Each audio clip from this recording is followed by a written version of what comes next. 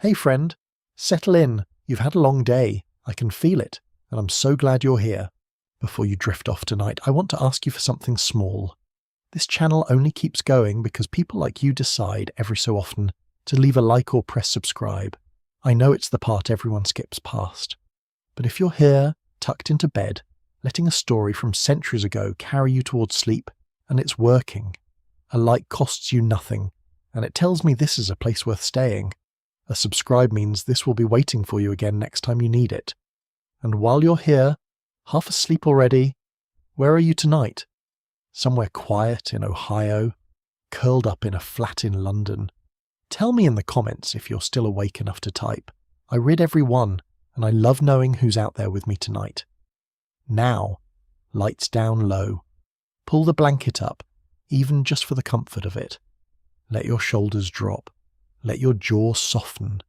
You don't need to hold anything together right now. Comfortable? Good. Let's begin. Forget the tower window. Forget the veil trailing in the wind, the handkerchief pressed to trembling lips, the version of this you have seen in films where a beautiful woman stands very still while a man on a horse does something brave. That is not where we are starting. We are starting on a set of stone stairs, narrow and worn into a shallow curve by centuries of feet, at an hour when any sensible person in the castle is already asleep. It is close to midnight, and a woman is standing at the bottom of those stairs with her back against cold stone, and a man in a padded gambesson, still faintly damp with the day's sweat, is standing close enough that she can hear him breathing. Neither of them is speaking. That is the whole scene, really. Two people not speaking in a stairwell that smells of tallow smoke and old stone and faintly of the horses stabled somewhere below. A torch gutters in its bracket a few yards off, throwing their shadows long and strange against the wall, and somewhere above them, muffled by 2 floors of stone, someone is playing a low, wandering tune on a gitton, the kind of music meant for a hall full of half-drunk lords who have stopped listening to it an hour ago. Maybe she is the lady of this castle, married at 15 to a man twice her age, who is, at this exact moment, 3 floors up and thoroughly asleep. Maybe she is younger than that, unmarried still, visiting with her father's household and trying to work out, in the space of 1 week, which of the men circling her is safe and which is not. Maybe she is neither of those women exactly, but someone in between. Someone you might recognize if you've ever stood very still in a room full of people and felt like the only honest thing about you was the thing you were not saying out loud. She has a name, obviously. Let's say it is Eleanor, though names like it, Isabeau, Marguerite, Constance, Beatrice, drift through every household of this kind, and it hardly matters which one belongs to her tonight. What she is holding matters more. It is a strip of blue silk, no wider than 2 fingers, the kind of thing that would take a skilled needlewoman perhaps 3 evenings to embroider properly, and it has been folded and refolded so many times in the past hour that the crease is starting to show. She has not given it to him yet. That is the tension holding the whole stairwell together, if you can call something so quiet a tension at all. A favour, once given, means something specific and something dangerous. It means she has chosen him, publicly, in front of a hall that will absolutely notice, and choosing one man publicly in a world built almost entirely around alliances, contracts, and the careful management of who owes what to whom is not a small or private act, however much it might feel like one in this stairwell, at this hour, with his eyes on her hands and not her face. Here is the paradox, and I want you to sit with it rather than have me explain it away. This woman commands a household of 40 or 50 people. She keeps the accounts of an entire manor in her head and on wax tablets. She settles disputes between the miller and the reeve. She decides who eats what and how much grain is left for spring, and in a few hours she will oversee the feeding, watering, and general management of more human beings than most modern people will ever be responsible for in a lifetime. And yet the simple act of handing a piece of silk to a man she is fond of, here in the dark, where in theory no one can see, makes her hands unsteady in a way that running a household of 50 never has. Power and powerlessness sat inside the same person. at the same hour in the same castle, and nobody thought that was strange, because nobody had ever imagined it any other way. He says something, finally, low enough that you would need to be standing where she is standing to catch it. Something about the tournament tomorrow, about a promise he half made and half meant. She looks at the silk in her hands rather than at him, which tells you something too, and somewhere above the Gitten player finally mercifully stops. That is where we will leave them for a moment, because before we go further into that stairwell, I want to take you backward, several hours, to the beginning of her day, because the woman standing in the dark holding a favour she's not yet decided whether to give did not simply appear there. She woke up that morning like every other morning of her life, in a room that was cold before dawn, and someone else was already awake to make sure she did not have to be cold for long. Medieval mornings did not begin gently, whatever the tapestries and the paintings might suggest to you now. There was no lying in, no slow stretch toward wakefulness, not for a woman of Eleanor's rank. The castle itself woke her, if the cold had not already done the job. Somewhere below, in the bailey, dogs would start barking at the first cart of the day. A rooster, kept for exactly this purpose among others, would begin its ragged shouting from the mews, and a girl named Osanna, perhaps 14 years old, would already be moving quietly around the edges of the chamber, coaxing the banked coals in the small brazier back into something resembling warmth, because the great fireplace itself would not be lit properly until later, once the household had reason to gather. It is worth pausing here on something people rarely picture correctly. A noblewoman of this period almost never dressed herself, not because she was incapable, but because the clothing itself made it close to impossible. Think about what she was actually putting on, layer by layer, and you will understand why a lady's mourning required at least one other set of hands, sometimes 2 or 3. First came the smock,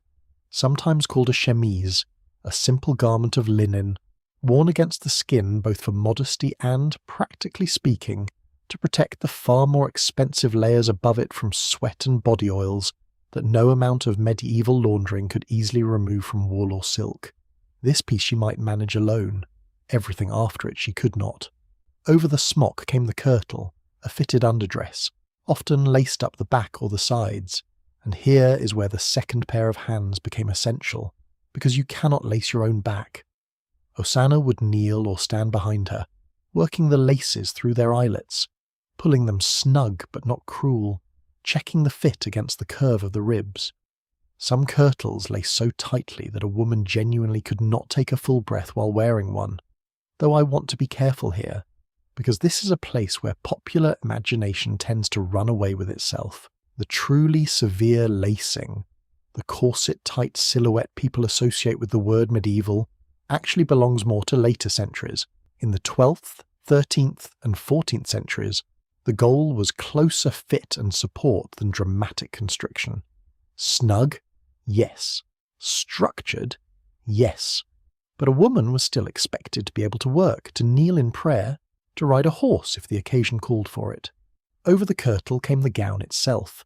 the coat or cote-hardie depending on the century and the region, cut from wool in winter and lighter cloth in warmer months, and dyed to a colour that told anyone looking exactly how much money her family or her husband's family had spent to achieve it. This is a detail I find myself genuinely fascinated by every time I return to it. Colour in the medieval world was not a preference. It was closer to a public financial statement, a rich, deep blue, made from woad or, for the wealthiest households, imported indigo cost real money and signalled real status. A true scarlet red, made using kermes, tiny insects harvested and crushed by the thousands to produce the dye, was so expensive that certain shades of red were functionally reserved for the highest nobility, because almost no one else could afford enough of it to dye an entire gown. Eleanor's blue, the same shade as the silk favour she would later hold in a dark stairwell, was not an accident of taste. Someone chose that colour for her, years ago probably, as a deliberate statement about the household's wealth, and she had worn some version of it, in different fabrics, for most of her adult life, until it had stopped feeling like a statement at all and simply felt like her own colour, the one she reached for without thinking. Over the gown, depending on the season and the occasion, came a surcoat, sometimes sleeveless, sometimes trimmed in fur if the household could afford it. Squirrel for everyday wear. Ermine reserved for the truly wealthy and often restricted by law to those of sufficiently high rank. Yes, that is correct, and I want to say it plainly because it surprises people every time I mention it. There were laws, sumptuary laws, that dictated what fabrics, furs, and colours a person was legally permitted to wear based on their rank. A merchant's wife, however rich her husband had become trading wool or wine, could be fined for wearing ermine that the law reserved for the nobility. Clothing was not simply clothing, it was a visible, walking declaration of exactly where you stood, and everyone around you was reading it constantly, the way we might glance at a car in a parking lot and draw 30 small conclusions without even meaning to. Then the hair. This alone could take the better part of half an hour, and again, not something managed alone. Married women of Eleanor's status did not wear their hair loose in public. Not ever. Not after the wedding that marked the transition from girl to wife. Loose hair belonged to unmarried girls and, in a different register entirely, to certain religious or bridal contexts. A married noblewoman's hair was bound, braided, coiled, and then covered, sometimes with a simple veil, sometimes with the more elaborate wired and starched headdresses that would come into fashion in later centuries, the kind that look almost architectural in surviving illustrations. Osanna's fingers would work through Eleanor's hair with a bone or horn comb, sectioning it, braiding it tight against the scalp, coiling the braids at the sides or the back, and pinning the whole construction into place before the veil or wimple went on top, itself pinned and arranged with a precision that, frankly, most modern hairstyling does not require. I want to slow down on the wimple for a moment, because it tells you something about how differently the medieval world understood the female body and its visibility. A wimple wraps under the chin and up around the sides of the face, sometimes covering the throat entirely, and to modern eyes it can look almost severe, even a little forbidding. But within its own context, it was simply what a respectable married woman wore. Hair was considered a private, faintly erotic thing, something that belonged to a husband's eyes and no one else's, which is precisely why loose hair on a married woman in public could read as scandalous, an accusation almost, a suggestion of looseness in the other sense of the word too. Eleanor had not seen her own hair fully loose and uncovered in front of anyone but Osanna and, on certain nights, her husband in years. That is worth sitting with for a moment, an entire part of her physical self, hidden by habit and by law of custom so consistent it might as well have been law, every single day of her adult life. By the time all of this was finished, the smock, the kirtle laced snug, the gown in its expensive blue, the surcoat with its narrow band of squirrel fur, the hair braided and coiled and covered, a leather girdle cinched at the waist with a small ring of household keys hanging from it. Eleanor had been standing, sitting, kneeling, and turning for the better part of an hour, mostly in silence, while Osanna worked around her with the quiet, practiced efficiency of someone who had done this exact sequence hundreds of times before. There is something in that image that stops me every time I come back to it. Two women, alone in a cold room before the rest of the castle has fully stirred, one dressing the other in near total silence, not because they disliked each other, often quite the opposite. Ladies and their body servants frequently developed real, lasting attachments,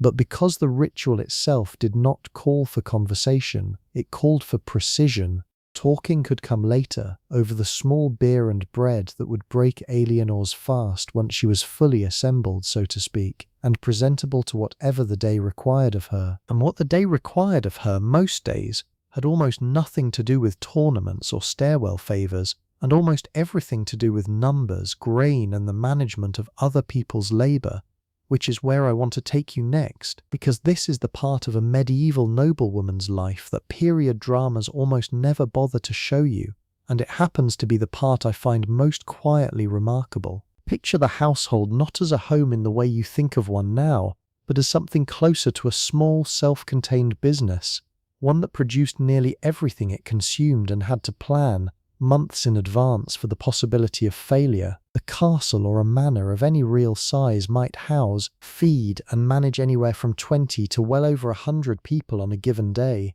counting the family, the permanent household staff, the guards, the grooms, visiting relations, and whatever guests happened to be passing through and expecting hospitality, because hospitality in this world was not optional. Turning away a traveller of appropriate rank without food and shelter for the night was a genuine social failure, the kind that got talked about. Someone had to manage all of that. In her husband's frequent absences, on campaign, at court, settling disputes on distant portions of the estate, or simply out hunting for weeks at a time because that was, apparently, an acceptable use of a lord's attention, that someone was almost always his wife. This is the detail that surprises people most when I bring it up, and I understand why, because it runs so hard against the passive, decorative image of the medieval noblewoman that has settled into popular imagination. She was, in her husband's absence, frequently the acting authority over the entire estate. Not a figurehead, the actual decision-maker. This meant, first, provisions. Eleanor would spend a portion of nearly every morning in a small room off the hall, sometimes called the counting room in later records, going through what had been consumed the previous day and what remained, how much grain was left in the granary, and would it last until the next harvest given the current rate of consumption, how much salted meat and fish remained in the stores, critical information given that fresh meat was seasonal and unreliable, and salted or smoked provisions had to carry a household through the long stretches when nothing fresh was available. How many candles had been used, how much wax and tallow remained, because light itself was a managed resource, rationed by rank, with beeswax candles, cleaner burning and far more expensive, reserved for the family and important guests, while tallow candles, smokier and cheaper, lit the servants' spaces. She kept these records, in many documented cases, on wax tablets for daily working notes,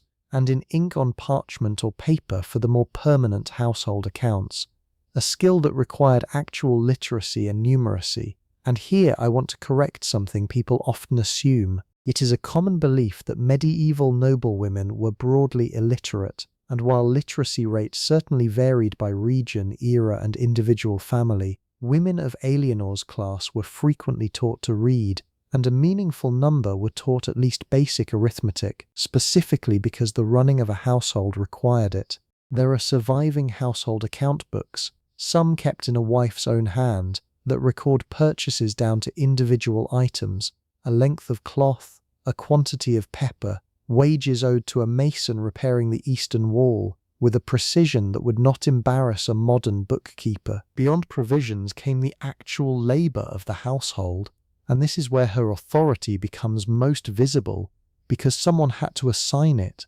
which servants worked the dairy that week, which were sent to help with the wool at shearing time, which of the kitchen staff would be pulled to help prepare for the arrival of guests expected within the fortnight. Disputes between servants, and there were always disputes, over stolen food, over shirked duties, over petty theft or perceived favoritism, frequently landed at her feet for judgment, because the lord of the household, when present at all, generally had neither the patience nor, frankly, the detailed knowledge of daily operations to settle them properly. She knew which of the kitchen boys had been caught pilfering bread twice already. She knew which laundress had a genuine grievance against the steward and which was simply difficult by nature.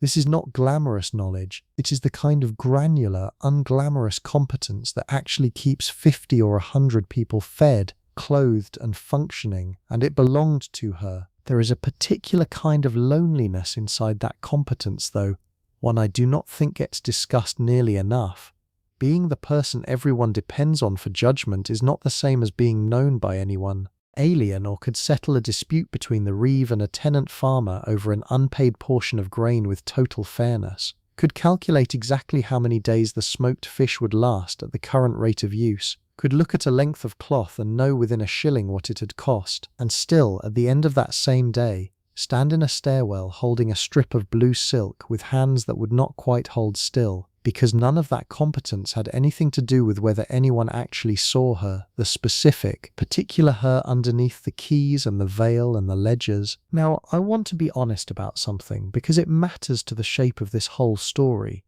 Not every noblewoman ran her household with equal skill, and not every household gave its lady equal authority to begin with. Some husbands, particularly the more controlling or the more anxious about their own standing, kept tighter reins even in their absence, appointing a steward who answered to them directly rather than to their wife, effectively sidelining her from the very management that other households would have handed to her without question. Some women, married very young, married for alliance rather than aptitude, genuinely struggled with the responsibility, and their households showed it, in accounts that did not balance, in stores that ran short before the season demanded, in servants who quietly took advantage. The system did not guarantee competence. It only, in a good number of documented cases, created the conditions for it, and gave capable women a real arena in which to exercise a kind of authority that history for a long time simply declined to notice or record with any seriousness. Let's go back to Eleanor for a moment, because by mid-morning her ledgers checked and the day's assignments given, she would move from the counting room to the hall itself, and here the texture of her day would shift again, from arithmetic to something closer to diplomacy, because a household of any size was, underneath its daily rhythms of bread and grain and settled disputes, also a small court of its own, complete with its own hierarchy, its own careful formalities, and its own quiet, ongoing negotiations of status, and Eleanor stood at the exact centre of that structure, which meant she was never, in any meaningful sense, off-duty. Even her relationship with her own husband, when he was present, carried a formality that can feel almost startling to modern ears. This was not, generally speaking, an intimate partnership in the way we now understand marriage. Marriages among the nobility were contracts first, arrangements between families designed to secure land, alliances, or peace between rival houses, and love, if it developed at all, developed afterward as a kind of fortunate bonus rather than a precondition. Eleanor almost certainly called her husband by his title in front of others, my lord, rather than by his given name, a small linguistic distance that reinforced every single time she spoke to him in company that their relationship existed within a structure of rank before it existed as anything else. In private, behind closed doors, the tone might soften considerably, and there is genuine evidence in surviving letters between noble couples of real warmth, real teasing affection, even real love, but the public register of the marriage remained formal, almost ceremonial, right down to how they were seated at their own table. Speaking of seating, I think this is a detail worth lingering on, because it tells you so much about how thoroughly hierarchy structured even the most mundane moments of the day. At the high table in the hall, position was not casual. The lord sat at the centre or at the head, depending on the specific customs of the household, with the most honoured guests seated closest to him, in a strict order that everyone present understood instinctively, and that a misstep in could cause genuine, lasting offence. Eleanor's own seat, usually beside her husband or very near him, was itself a marker of her status, and any deviation from the expected arrangement, seating a guest slightly too high or too low relative to their actual rank, was the kind of social error people remembered and resented for years. There are recorded incidents of genuine feuds erupting, or at least deepening considerably, over exactly this kind of seating slight. Meals themselves followed their own elaborate, largely unspoken choreography. The lord and lady were served first, and from the finest dishes available that day, food descended the table in both quality and portion size as it moved away from the head, a visible, edible map of everyone's relative standing, refreshed twice daily. Bread, interestingly, doubled as tableware for much of this period. Thick slices called trenchers soaking up sauces and juices, later given to the poor at the gate or fed to the dogs depending on the household's habits and its level of comfort with either option. Eleanor would have eaten with her fingers and a knife for most of her life, the fork being, for much of this period, either unknown in most of Europe or regarded with real suspicion as an affected, faintly ridiculous foreign vanity when it did occasionally appear. She would have washed her hands before and after eating, water poured over her fingers from a jug held by a servant into a basin held by another, a small ritual performed at every meal without exception, because hands that had just handled shared dishes, shared bread, needed cleaning before anything else could reasonably happen. Table manners, incidentally, were taken far more seriously than modern assumptions about the medieval period usually allow for. There are surviving instructional texts, courtesy books, written specifically to teach young people, including young noblewomen, exactly how to behave at table. Do not pick your teeth with your knife. Do not wipe your greasy fingers on the tablecloth if you can help it. Do not speak with your mouth full. Do not drink from the shared cup while still chewing. Do not, and this one appears with real frequency, blow on your food to cool it in a way that sends crumbs flying at your neighbor. These were not archaic curiosities included for their own sake. They were the genuine social curriculum of the age, taught to girls of Alienore's rank from early childhood, drilled into them alongside embroidery and prayer, because how you ate in public was like your gown's colour, another small and constant announcement of exactly who you were and how well you had been raised. Her relationships with other noble women occupied their own careful, complicated territory, one that I think deserves more attention than it usually gets, because it is so easy to imagine medieval women as isolated figures, each locked into her own household with little contact beyond it, and that picture is simply not accurate. Noble women visited one another constantly for lyings-in after childbirth, for feast days, for the long, slow social seasons around major church holidays, and these visits were never purely social in the way we might use that word now. They were opportunities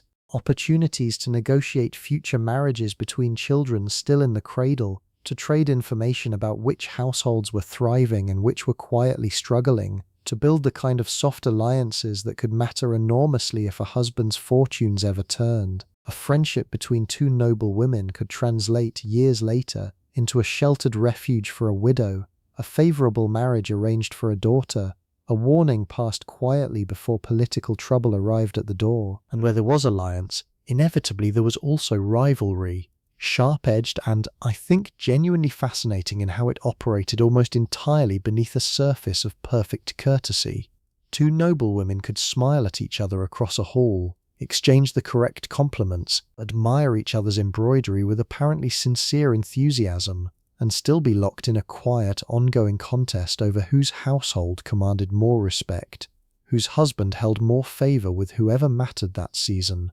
whose daughter would make the better match. Precedence again mattered enormously here, who entered a room first, whose greeting was offered and returned with how much warmth, whose gift at a feast was more expensive or more thoughtfully chosen. I find something almost familiar in this, honestly, something that has not changed nearly as much as 8 centuries might suggest. Status anxiety, dressed in wool and silk instead of whatever we dress it in now, is still status anxiety. And then there was her relationship to the servants beneath her, which was its own careful performance of a different kind of distance. Even with Osanna, who dressed her every single morning, who likely knew the particular geography of her body and her moods better than almost anyone else alive, there remained a line that both of them understood without needing it explained. Affection, where it existed, and it often did, real and lasting affection between a lady and her body servant, coexisted alongside an absolute unquestioned hierarchy.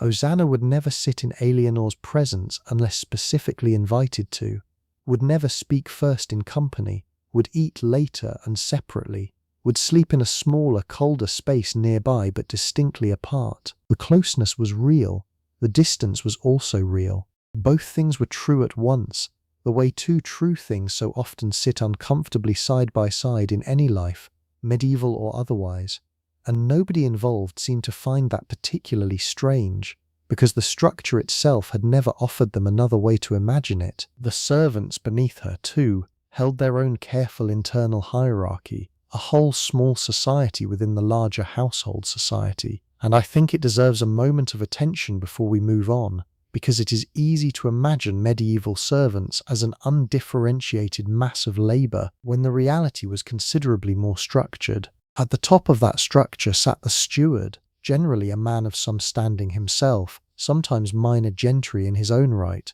who managed the household's broader business affairs, particularly anything involving the estate's tenant farmers and the collection of rents and dues owed to the lord. Below him, the chamberlain oversaw the household's more domestic operations, its supplies, its furnishings, the practical daily running of the physical space itself. A marshal managed the stables and anything connected to horses and travel. The cook, in a household of any real size, commanded genuine authority within the kitchen, directing a small staff of undercooks and kitchen boys through the physically demanding, genuinely skilled work of feeding dozens of people twice daily without fail. Hosanna herself sat within this structure at a position that was, in its own way, genuinely unusual, since a lady's maid, while technically a servant, occupied a role defined less by rank within the household's formal hierarchy, and more by sheer physical and emotional proximity to Eleanor herself, an intimacy of daily contact that, as I mentioned earlier, coexisted with real unbridged social distance.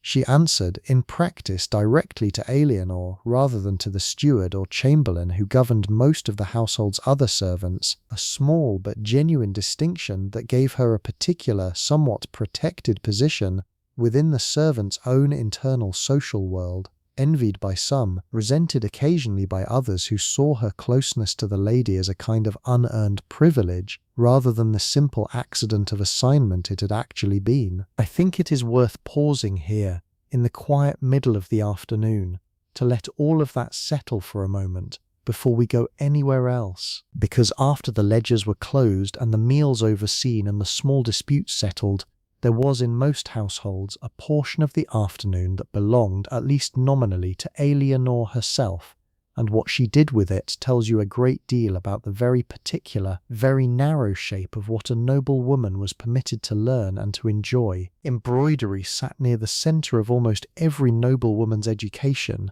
and I want to resist the urge to describe it the way it often gets described, as a purely decorative pastime, a way of passing idle hours prettily. It was that, certainly, but it was also a genuine skill, taught rigorously from early childhood, requiring real technical mastery, and it produced objects of substantial value: fine embroidered cloth, altar hangings, ceremonial vestments, the kind of elaborate figured work associated with certain famous surviving pieces from this era, represented dozens or even hundreds of hours of skilled labour, and a noblewoman's ability to produce it, or to oversee a workshop of women producing it, was a real and valued contribution to her household's wealth and reputation.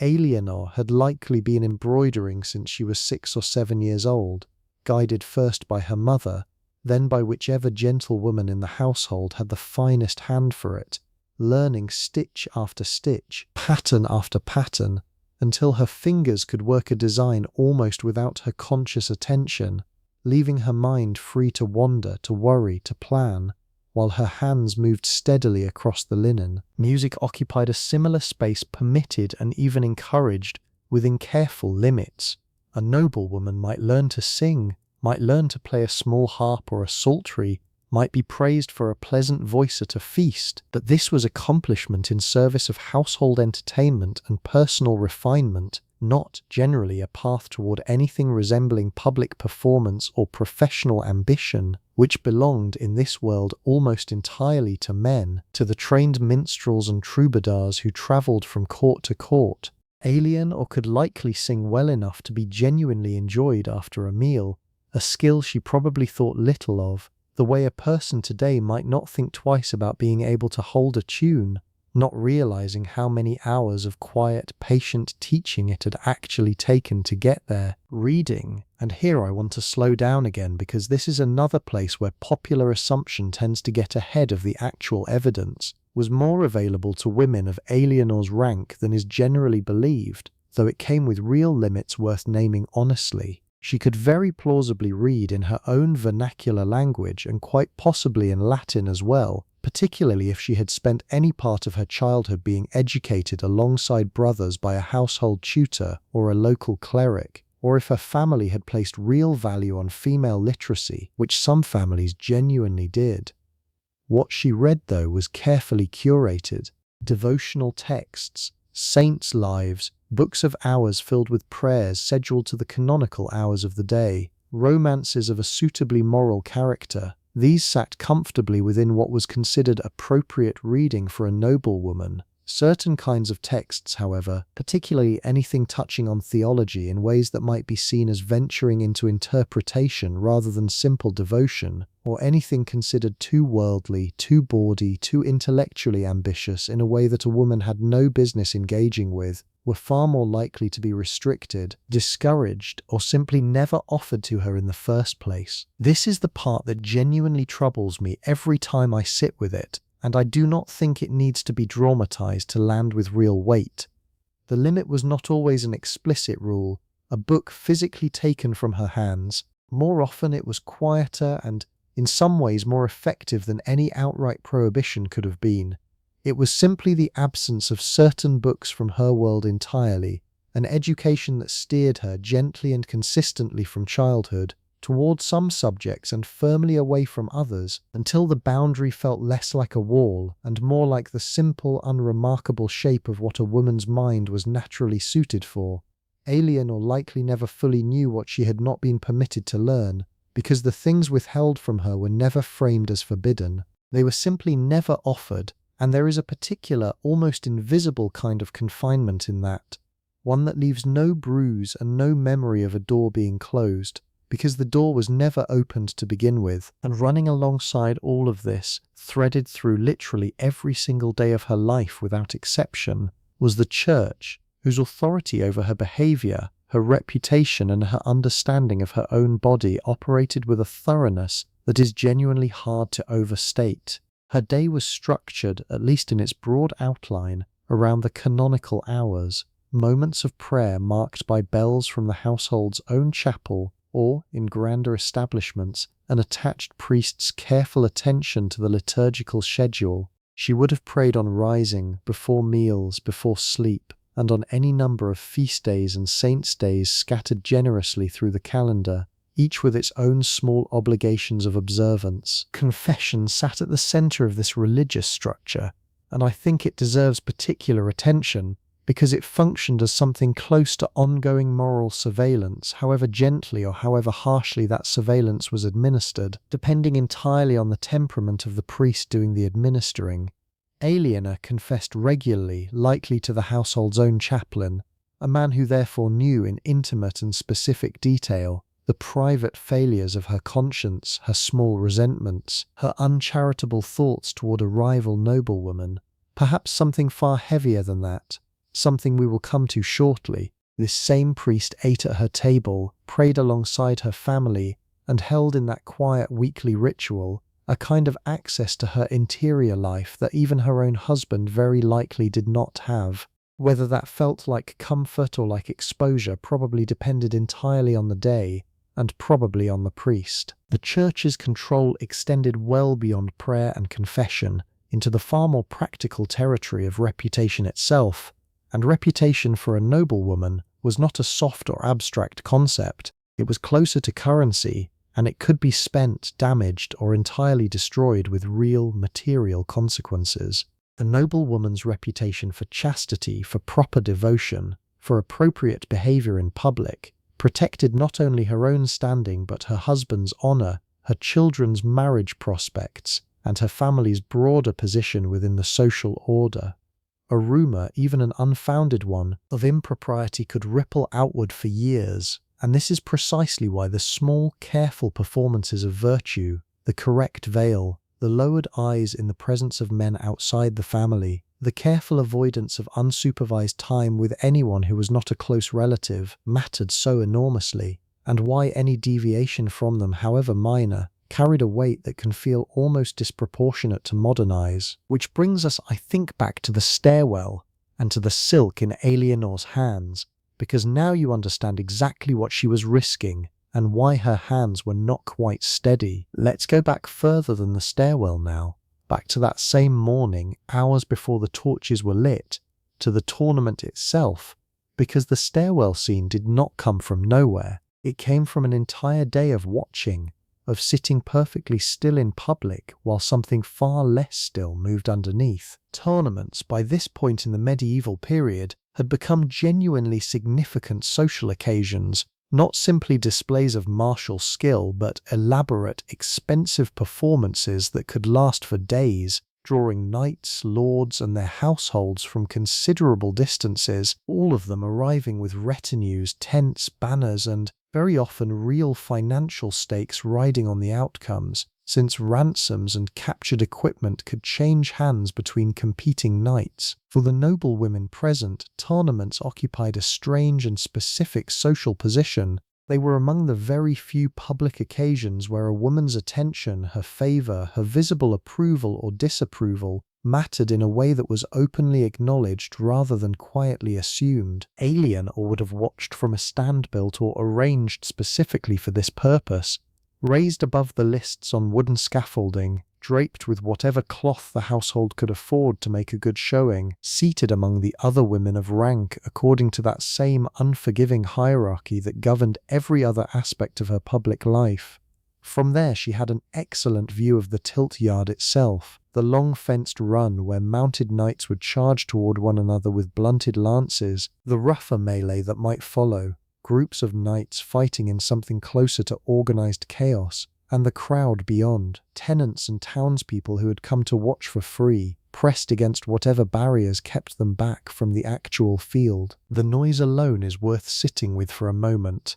Trumpets, sometimes to announce each pairing of knights. The genuine roar of a crowd when a strong blow landed or a knight was unhorsed, hitting the ground hard enough that the sound of it carried even up to the stands. Horses, dozens of them, snorting, stamping, occasionally screaming in the particular way frightened or excited horses do. A sound that unsettles something ancient in the human body even now. And under all of it, the specific smell of a tournament ground on a warm day, trampled grass turning to mud where hooves had churned it, horse sweat, leather, and the faint metallic tang of blunted steel meeting steel or, occasionally, meeting armor hard enough to draw actual blood, because tournaments, whatever their ceremony, were genuinely dangerous. Knights died at tournaments. Not often, but not so rarely that anyone present could pretend the danger was purely theatrical. Somewhere in the field below, a knight, let's return to him now,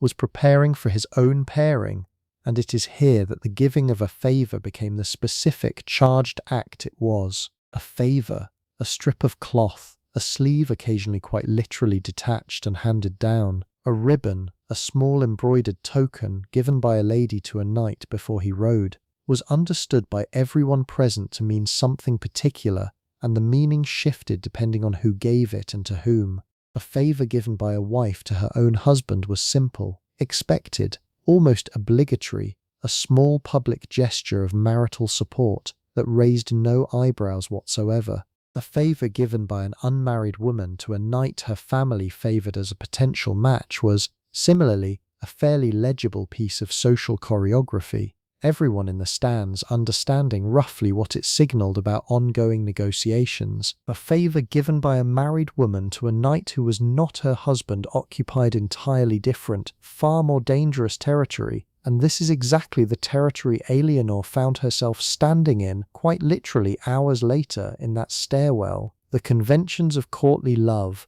an elaborate, semi-formalized set of ideals about devotion, admiration, and often deliberately unconsummated romantic longing between a knight and a lady, gave this kind of gesture a sanctioned vocabulary, a way of performing intense feeling that could be read publicly as simply a fashionable literary game rather than anything genuinely improper. Troubadours sang about exactly this dynamic constantly. The knight who performs impossible feats for the love of a lady who is, crucially, almost always married to someone else, and this poetic tradition gave real women and real men a kind of protective cover, a language in which affection could be expressed and even celebrated without technically crossing the line into scandal, provided everyone involved was careful, and provided nothing more than the performance itself ever actually took place. The trouble, of course, and I think this is worth being honest about, is that the line between performance and something realer than performance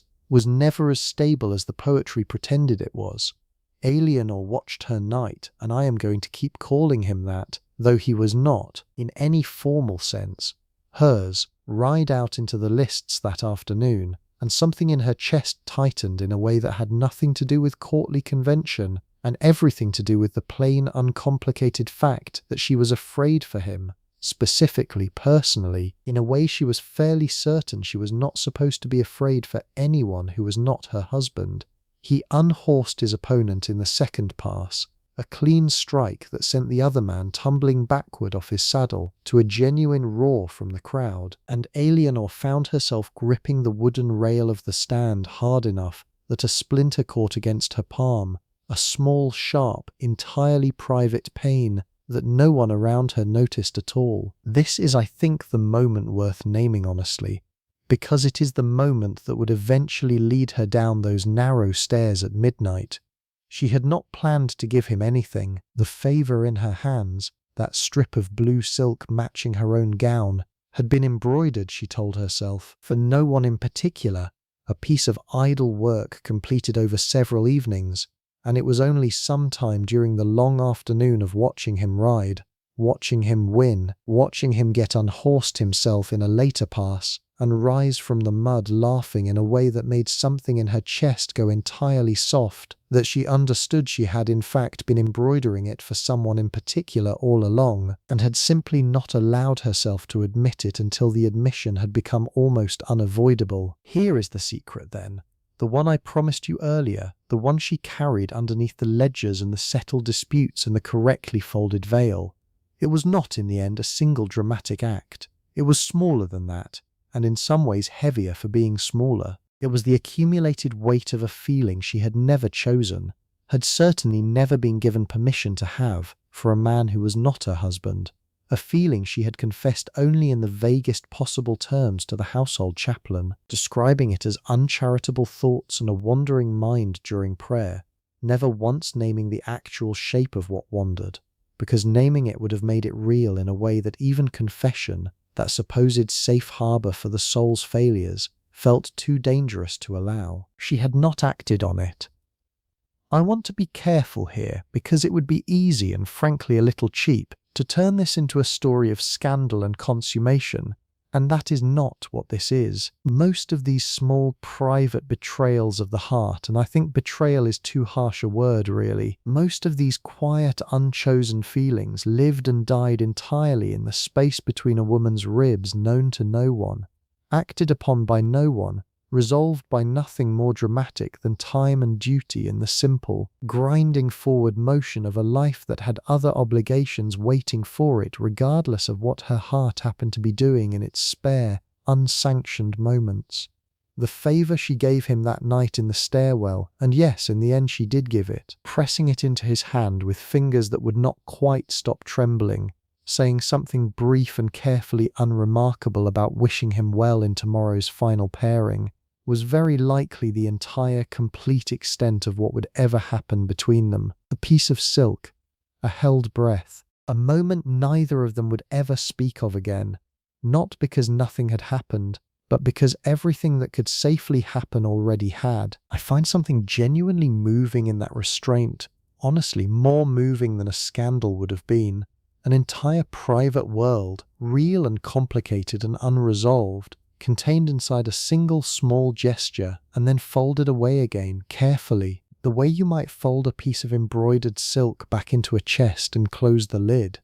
Not because the feeling inside it had died, but because it had nowhere else left to go. But we are getting ahead of ourselves, because before any of that could happen, before the stairwell, before the silk changed hands, there was the matter of the evening itself, and a tournament of any real size did not simply end when the last pass was ridden. It ended, or rather it transformed, into a feast, and a feast of this scale required its own separate, elaborate day of preparation, one that had actually begun well before dawn, long before Eleanor herself had climbed into the stands to watch the jousting at all. Let me take you into that preparation now, because I think it is one of the more genuinely fascinating, under-examined corners of this whole world. A great feast, the kind meant to honour visiting knights and their households after a tournament, was a production on a scale that is difficult to fully picture from the modern side of things. The kitchen, likely located in a separate building or wing entirely, both for fire safety and because the heat and smoke of continuous cooking made it unbearable to have too close to the hall, would have been in near constant motion for 2 or 3 days beforehand. Whole animals, oxen, pigs, a swan or a peacock for the most impressive households, their feathers carefully removed and later reattached after cooking to create a genuinely spectacular presentation at table, would be prepared, spitted, roasted over open fires that required someone, usually a boy whose entire job this was, to turn the spit for hours at a stretch, close enough to the flames that the work itself was genuinely brutal. Eleanor's own role in all of this, despite having spent her afternoon at the tournament rather than in the kitchen, had actually happened days earlier in the planning. She would have worked with the household steward and cook to determine the menu itself, based on what the estate could provide, what needed to be purchased or requested from neighbouring households, and crucially what the guest list required in terms of both quantity and quality, since serving a meal that fell short of a guest's expected rank was a genuine social failure, remembered and discussed long after the actual food had been forgotten. She would have overseen the count of dishes required, the quantity of spices, expensive imported goods like pepper, cinnamon and saffron, kept under lock in her own possession precisely because they were valuable enough to steal, and released to the kitchen in carefully measured amounts as needed. But now, with the tournament concluding and the light beginning to lengthen toward evening, her own preparation had to happen quickly, and here is where I want to bring you into her chamber again, because the transformation from tournament spectator to feast hostess required its own separate ritual, faster than the morning's but no less deliberate. A bath, first, if time and circumstance allowed for it. And I want to correct something here too, because there is a stubborn, persistent myth that medieval people, and medieval nobility specifically, rarely bathed, and this simply is not accurate for households of Eleanor's rank. Bathing was in fact valued, though it required real effort and real expense to arrange, which meant it happened with some regularity but not daily in the way modern habits assume.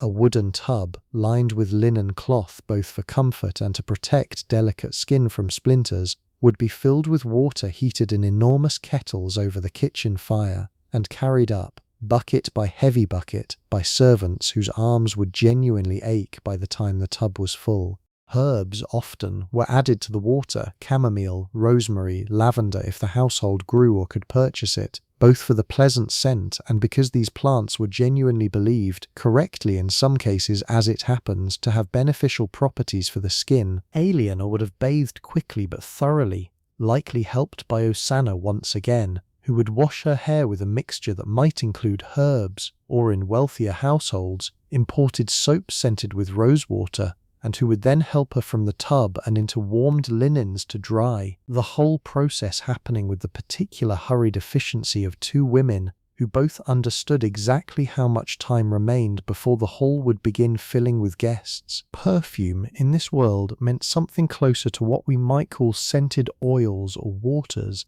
than the modern alcohol-based perfumes people know now. Rosewater, distilled from actual rose petals through a process that required real skill and real equipment, was among the most common and most prized, applied to the wrists, the throat, sometimes worked into the hair itself as it dried. Musk, imported at enormous expense from far outside Europe, appeared in the households wealthy enough to afford it, a heavier, more animal scent that, layered with rosewater, created something genuinely distinctive, the kind of scent a person might decades later encounter unexpectedly somewhere and be transported instantly back to a specific room, a specific evening, in a way that scent memory tends to do regardless of century. The jewellery came last. And here too I want to slow down, because it is another place where popular imagination and historical reality diverge in an interesting way.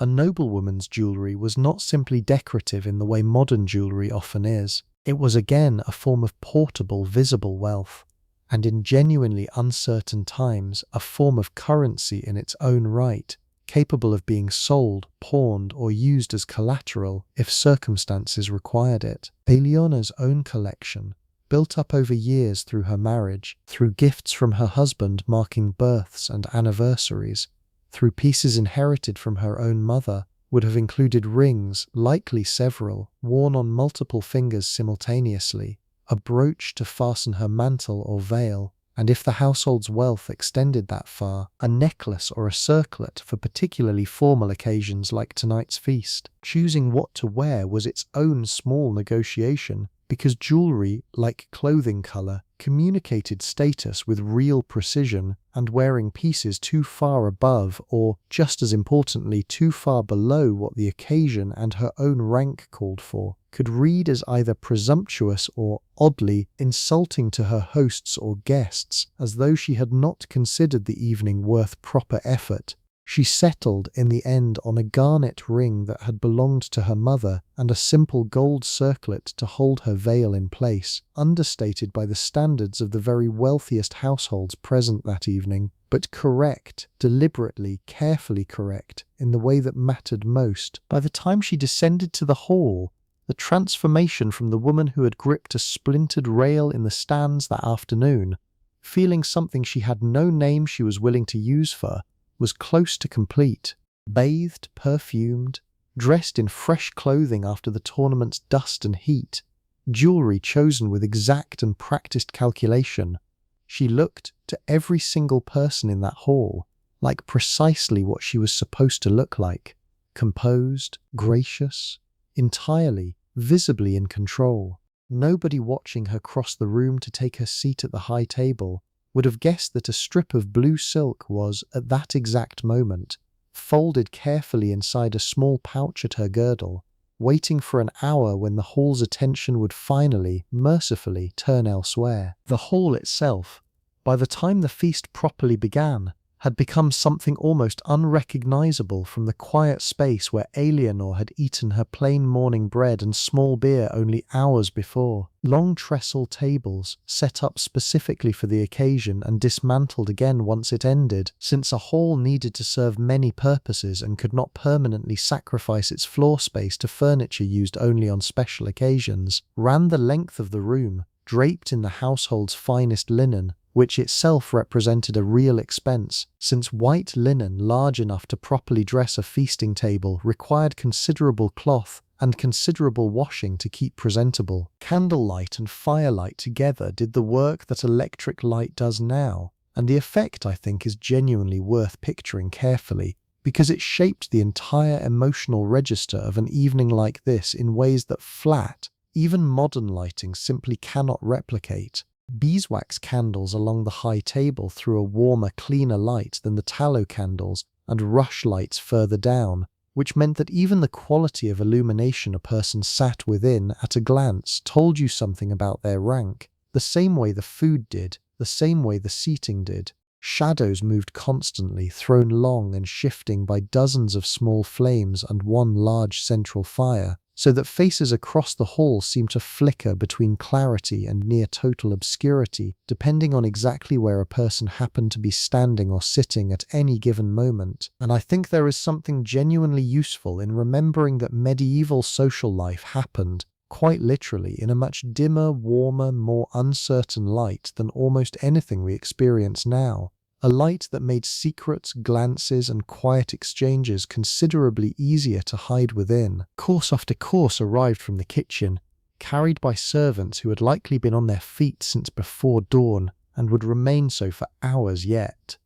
Meats first, generally, roasted and dressed in elaborate sauces. The peacock or swan I mentioned earlier, presented with real ceremony, if the household had managed to procure and prepare one, its reassembled feathers catching candlelight in a way clearly meant to draw a reaction from the assembled guests, and it generally did. Fish courses, particularly significant if the feast happened to fall near a religious observance requiring abstinence from meat, prepared with real skill despite the logistical challenge of keeping fish fresh or properly preserved, far from any coastline. Elaborate subtleties, sculptural creations made from sugar, almond paste or pastry, shaped into castles, animals or heraldic devices, served between courses more as entertainment and display of wealth than as food meant to be seriously eaten. though guests certainly picked at them. Wine and ale flowed generously and were, notably, consumed by everyone at table regardless of age or gender, since clean drinking water was not reliably available,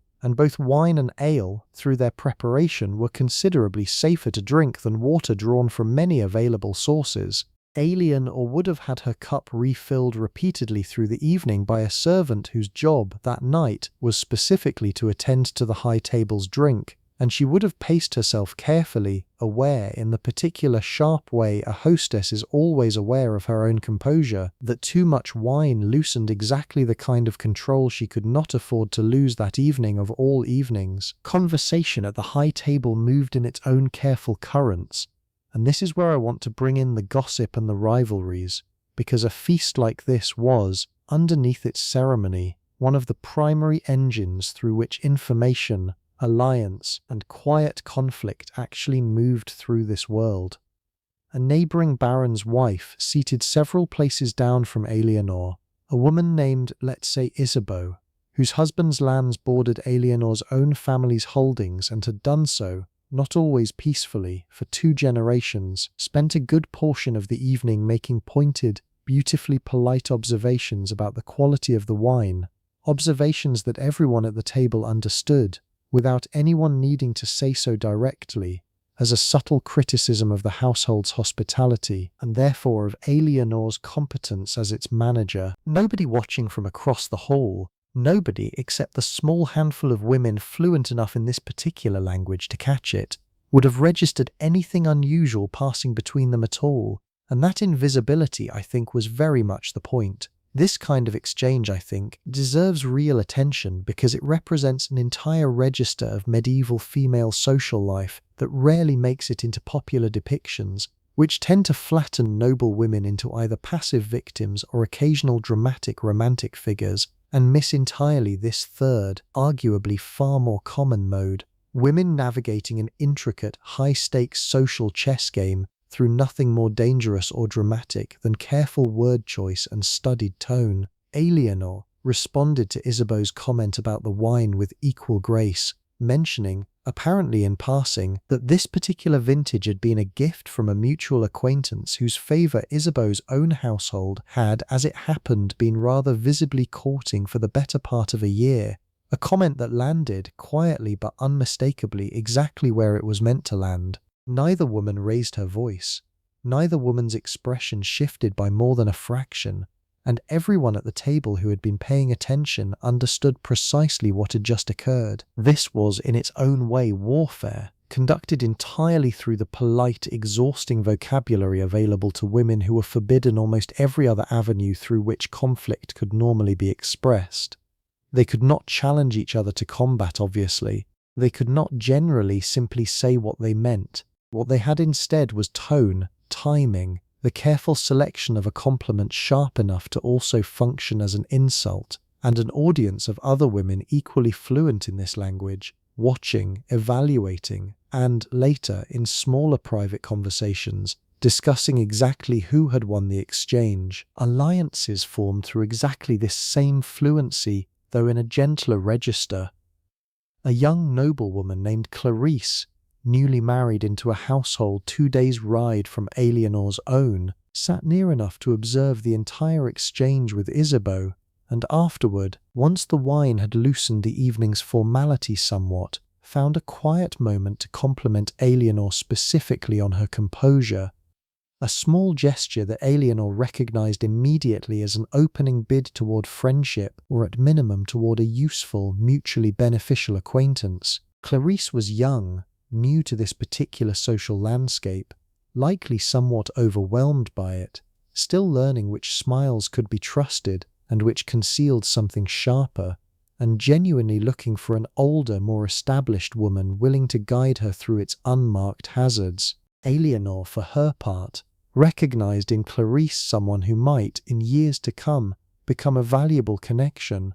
her husband's family holding lands that could matter considerably if certain ongoing regional disputes developed the way rumour suggested they might. There is something quietly satisfying, I think, in watching 2 women build the beginning of a genuine, lasting connection using nothing more than tone, timing, and the courage to offer a small compliment at exactly the right unguarded moment. By the end of the evening, this quiet, largely unspoken negotiation had produced something real, an invitation offered warmly and accepted with what looked like genuine pleasure on both sides for Clarice to visit Eleanor's own household later that season, ostensibly for no reason beyond friendship and hospitality, though both women understood, with the particular clear-eyed practicality that governed so much of this world, that the visit would also serve as an opportunity to deepen a connection that might someday matter in ways neither of them could yet fully predict. Even the choice of where to seat a guest one had never previously hosted required this same careful social reading, weighing rumor against known fact, recent fortune against old family standing, a calculation performed silently, continuously, by every noblewoman presiding over a table of any real size, until it became less a conscious skill than something closer to instinct, the way a practiced reader no longer sounds out individual letters but simply absorbs the meaning of a whole page at a glance. This is the machinery beneath the feast, beneath the courtesy, beneath every carefully worded compliment traded across a candlelit table. Not cynicism exactly, though it can look like cynicism from the outside. Just the practical, patient work of building the kind of relationships that a woman with genuinely limited formal power could actually use over years to protect herself, her children, and her household against a world that offered her very few other tools to do so. Music.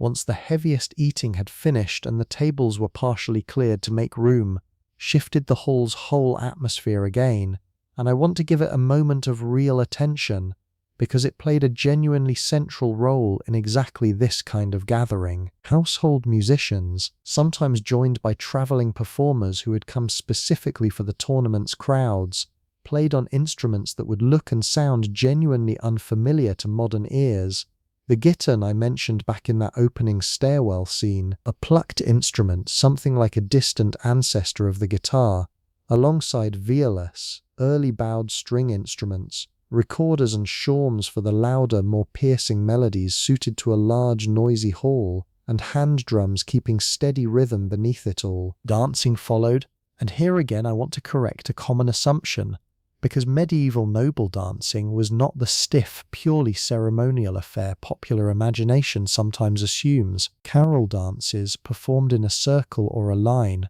hands joined, moving in steady, repeating patterns to the music's rhythm, involved genuine physical exertion and genuine, visible enjoyment. Men and women dancing together in a socially sanctioned context that offered, interestingly, one of the few sanctioned opportunities for a certain kind of physical closeness and light-hearted flirtation between people who were not married to each other, all of it occurring in full public view, which made it simultaneously permissible and, depending on who was dancing with whom, quietly, carefully watched by everyone else in the hall. Alien or herself would have danced that evening, likely with her husband first, as custom generally required of a hostess, and then with other guests of appropriate rank. The physical rhythm of the dance itself, the joined hands, the turns, the brief, repeated moments of proximity to a rotating series of partners, offering its own small sanctioned pleasure within an evening otherwise so carefully governed by formal courtesy and careful calculation.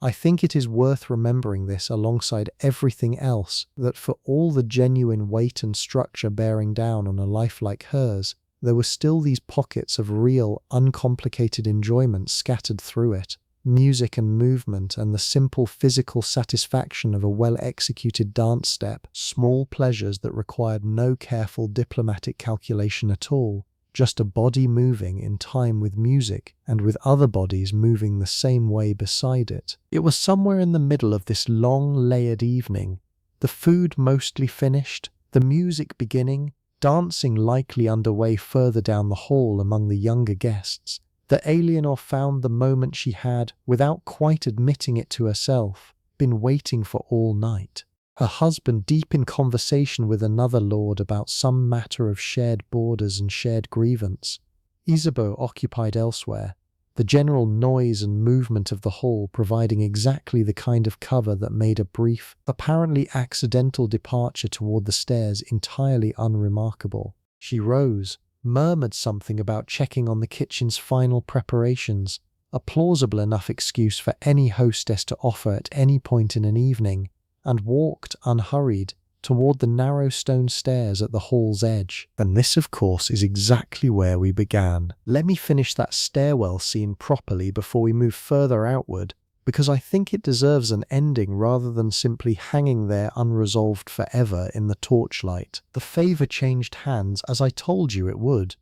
He took it carefully, almost reverently, tucking it inside his gambeson near his chest, close to where the following day it would sit beneath his armor during the final pairing of the tournament, a detail that Eleanor would spend the whole of that final match aware of, with an intensity that made her genuinely grateful for the wooden rail she could grip to steady herself. They exchanged perhaps a dozen more words, nothing dramatic, nothing that would read, if overheard, as anything beyond ordinary courtesy between a lady and a knight of her household's acquaintance. He wished her a good night. She wished him well for tomorrow's final match. And then she turned and climbed back up the narrow stairs, alone, her heart working harder than the modest incline of the stone steps could reasonably account for, and returned to the hall, where her absence, as she had gambled, had gone almost entirely unnoticed. She confessed a version of it 3 days later, once the tournament's guests had departed, and the household had settled back into its ordinary rhythm, kneeling in the small chapel across from a chaplain who had known her since her wedding day, and who listened, as he always did, with the particular patient stillness of a man who had heard several decades of small human failures, and had long since stopped being surprised by any of them. She confessed to pride, to a wandering attention during the tournament that had drawn her thoughts away from proper devotion, to an act of favour-giving that she described carefully as an ordinary courtesy extended to a knight of good standing, nothing more. She did not confess the specific shape of what she had felt standing on that stairwell, because there are things, I think, that remain true whether or not anyone ever says them out loud, and this was one of them. The chaplain gave her a penance of prayers, unremarkable in its length and severity, and that, as far as the recorded official version of Eleanor's conscience was concerned, was the end of the matter entirely. But I want to leave that thread here gently,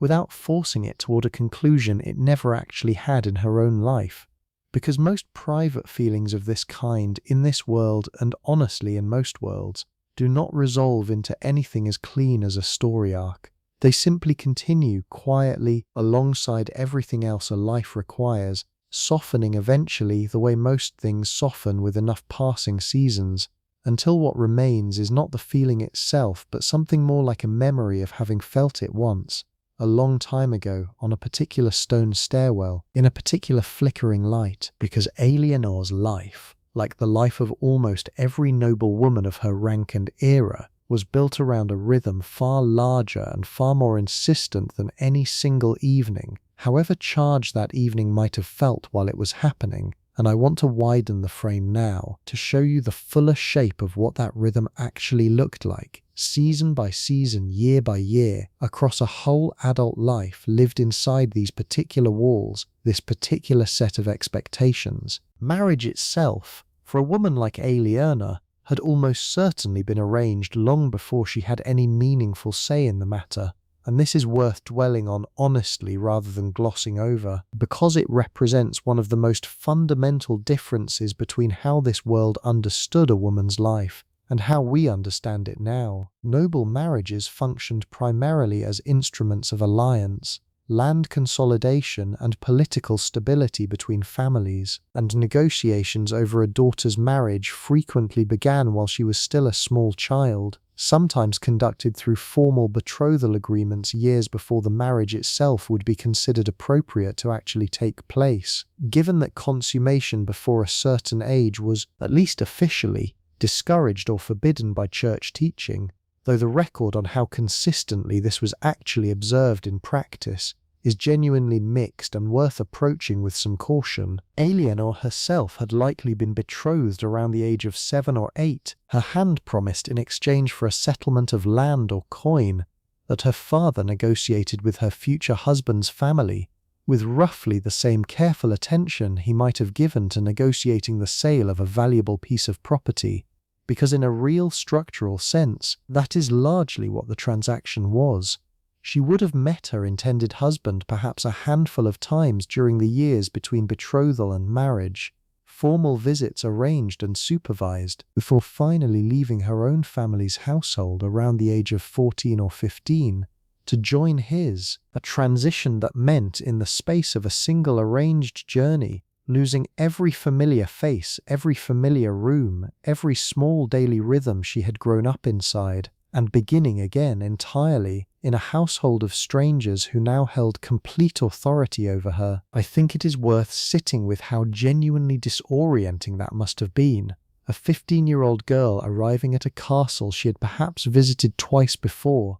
expected immediately to begin learning its particular rhythms, its particular servants, its particular unspoken rules, all while also beginning a marriage with a man she barely knew, who might have been considerably older than her, who held complete legal and social authority over her person, her movements, and eventually her children. Some of these marriages, against fairly steep odds, grew into genuine partnerships, even genuine affection, over years of shared household management and shared children. Others remained formal and distant for their entire duration, functional but never warm, and a documented minority were genuinely unhappy, even cruel, with very few real avenues of escape available to a wife who found herself in exactly that situation, since divorce, in the modern sense, essentially did not exist, and annulment, the closest available equivalent, required grounds that were narrow, difficult to prove, and controlled almost entirely by church authorities whose interests did not always align with the wife's. Childbirth arrived, generally within the first year or two of the marriage becoming a physical one,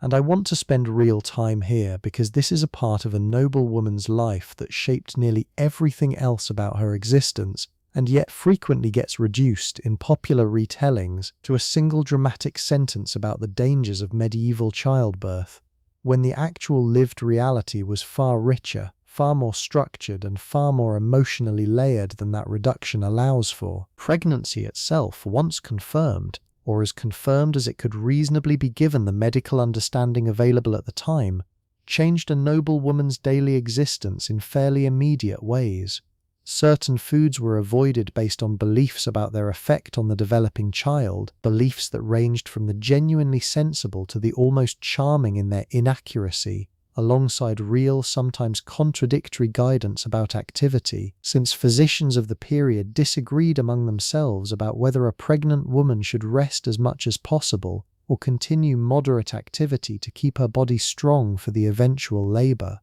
Eleanor, like most women of her rank, would have continued managing her household well into pregnancy, since the household's needs did not pause simply because she was expecting a child, though the heaviest, most physically demanding tasks would gradually shift to servants as her own capacity for them naturally decreased. The final weeks before birth brought a specific and genuinely interesting ritual known as lying in, a period during which the expectant mother withdrew from most public life entirely, retreating to a specially prepared chamber, often darkened, with windows covered against drafts and, in some documented cases, against light itself, based on beliefs that connected fresh air and light exposure to risk during this vulnerable period. This chamber would be attended almost exclusively by women, a midwife certainly, whose skill and reputation mattered enormously, and who was often a genuinely respected figure within the local community, regardless of her own social rank, alongside female relatives, close friends, and trusted servants,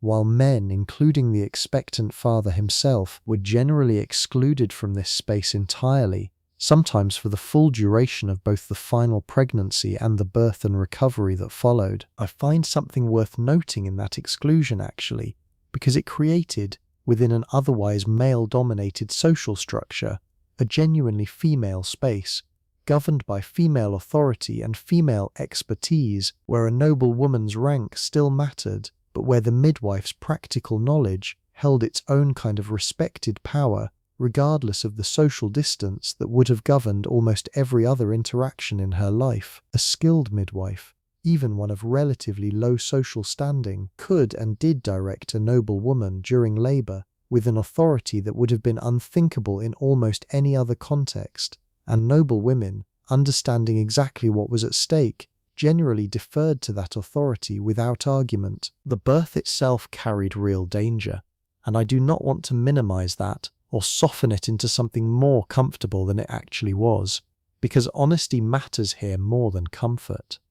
Maternal mortality across the medieval period, while genuinely difficult to calculate with precision given the patchy nature of surviving records, was significantly higher than modern rates, and complications that would be readily managed in a modern hospital, breech presentations, prolonged labor, hemorrhage, infection in the days following birth, frequently proved fatal for the mother, the child, or both. Every noblewoman approaching her lying-in chamber understood this risk consciously, and many made preparations that acknowledged it directly, arranging their affairs, in some documented cases writing letters to be delivered to husbands or children only if the birth went badly, a small, sobering detail that tells you something real about the emotional weight carried into that darkened chamber alongside the anticipation. And yet, alongside that real danger sat genuine joy, genuine ritual celebration, and a set of customs specifically designed to mark the safe arrival of a child with real warmth. Once the child was born and both mother and infant judged to be in reasonably stable condition, word would travel quickly through the household and beyond, and gifts, congratulations, and visits, once the mother was strong enough to receive them, would follow over the coming days and weeks. If the child was a son, and I want to be honest about this rather than pretend the medieval world felt otherwise, the celebration was frequently more pronounced, more publicly marked, given the overwhelming importance placed on male heirs for the continuation of a family's name, title, and land holdings. A daughter's birth was rarely, in well-documented loving households, met with genuine disappointment or coldness, but the surrounding ceremony, the scale of celebration, the letters sent announcing the news to distant relations, frequently reflected a real, if often unstated, hierarchy of importance between sons and daughters that shaped a noblewoman's own relationship to her children from the very first hours of their lives. Alien or herself, in the years before that tournament evening, had gone through this particular passage twice already, once successfully delivering a son who now at 7 years old was beginning the early stages of the specific, formal education that would eventually prepare him for knighthood, likely sent, or soon to be sent, to be fostered in another noble household entirely, a common practice that meant many noble parents did not raise their own children through to adulthood under their own roof at all, and once, several years earlier, unsuccessfully, a daughter born too early, living only a matter of hours before quietly, gently she stopped breathing in the depth of a winter night,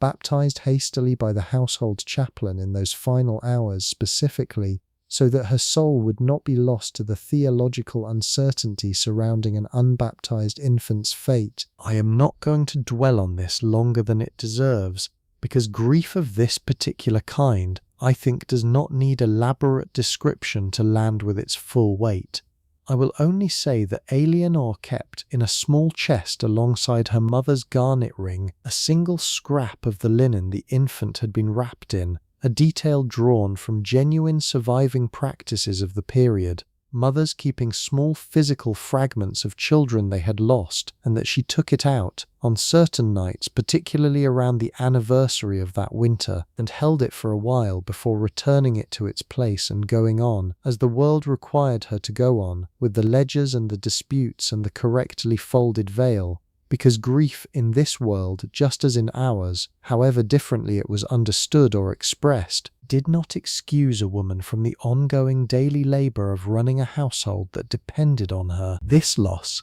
and the private way she carried it, connects to something worth understanding about medieval medicine and the body more broadly, because the same limited medical knowledge that made childbirth so dangerous shaped essentially every aspect of how Eleanor understood her own physical health. And I want to spend some time here now, because it is genuinely fascinating territory full of ideas that seem strange to modern minds but that formed, at the time, a coherent, carefully reasoned system that educated people took entirely seriously. Medieval medicine, at least the version practiced and understood by educated physicians and taught in the handful of universities that offered formal medical training, operated on what is generally called humoral theory, inherited largely from ancient Greek and Roman sources and refined over centuries by scholars working across Europe and the wider Mediterranean world. The theory held that the human body contained four fundamental substances: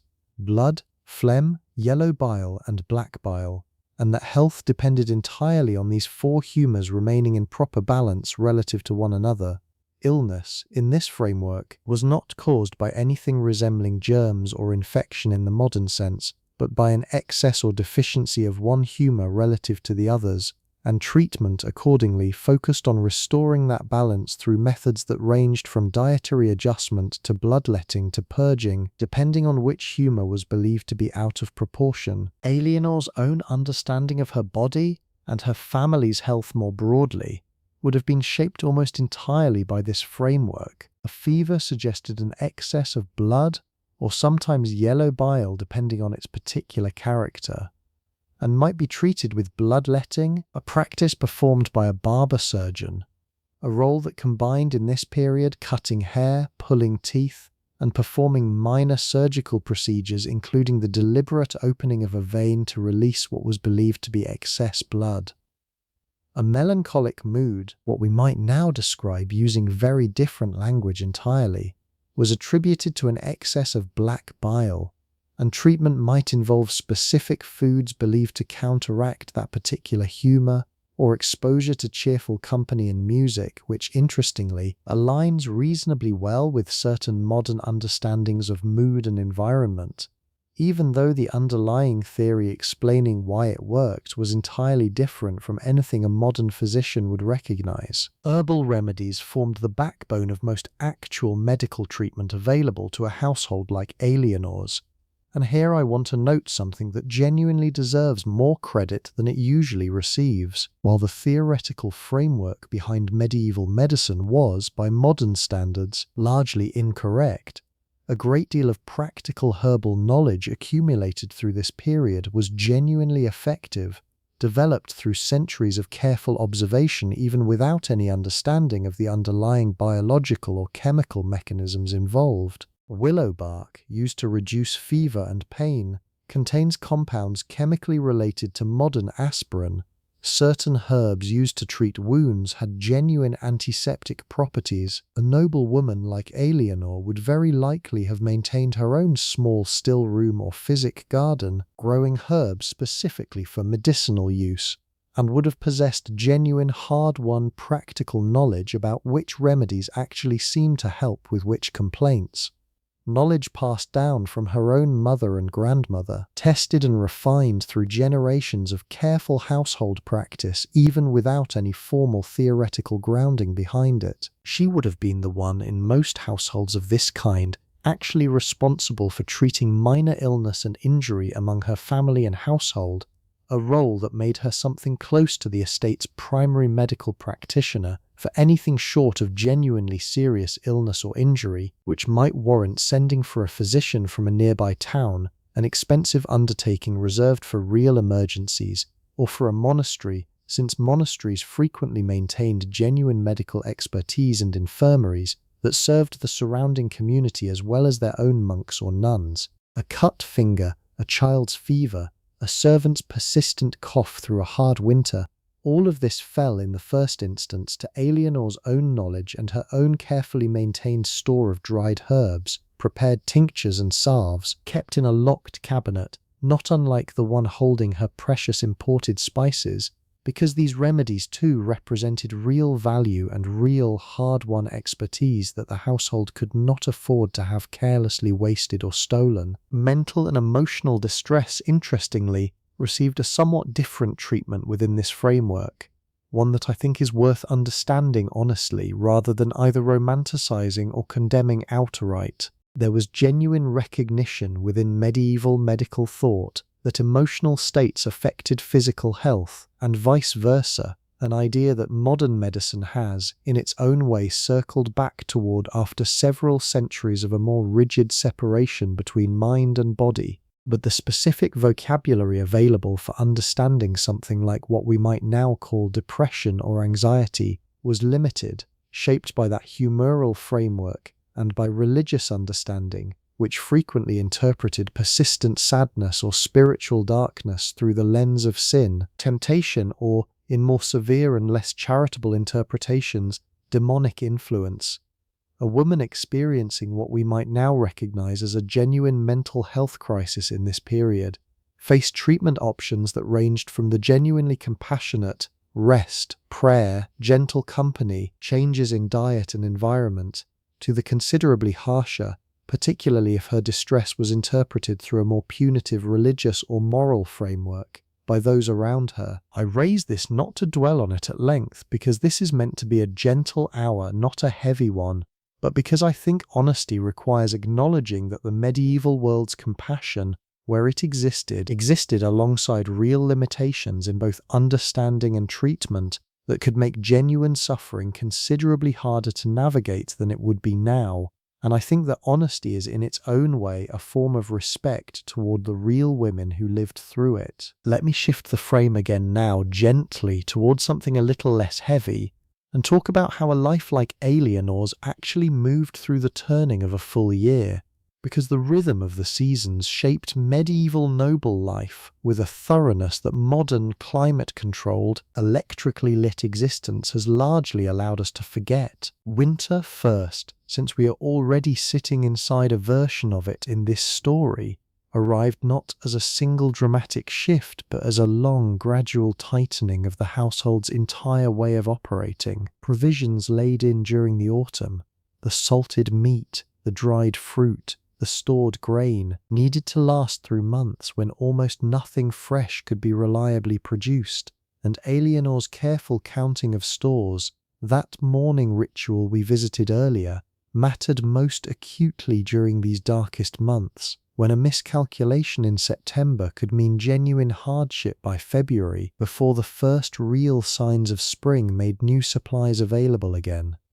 The household drew inward during winter, spending far more time in the great hall clustered near the central fire, candles and firelight rationed carefully against both cost and the genuine scarcity of daylight, since a winter day in much of northern Europe might offer only 7 or 8 hours of usable light before darkness closed in again, hours that had to be used efficiently for anything requiring genuine visibility, fine embroidery among them. Spring brought a shift in mood that I think is worth lingering on, because it seems to have carried real emotional weight for people living through it in a way that modern life, insulated as it is from the direct consequences of seasonal scarcity, can only partly imagine. The return of fresh food, new lambs, early greens, the first eggs after a winter when hens laid poorly in the cold and dark, represented genuine relief, not merely pleasant variety, but real felt improvement in daily life after months of increasingly monotonous, increasingly scarce winter provisions.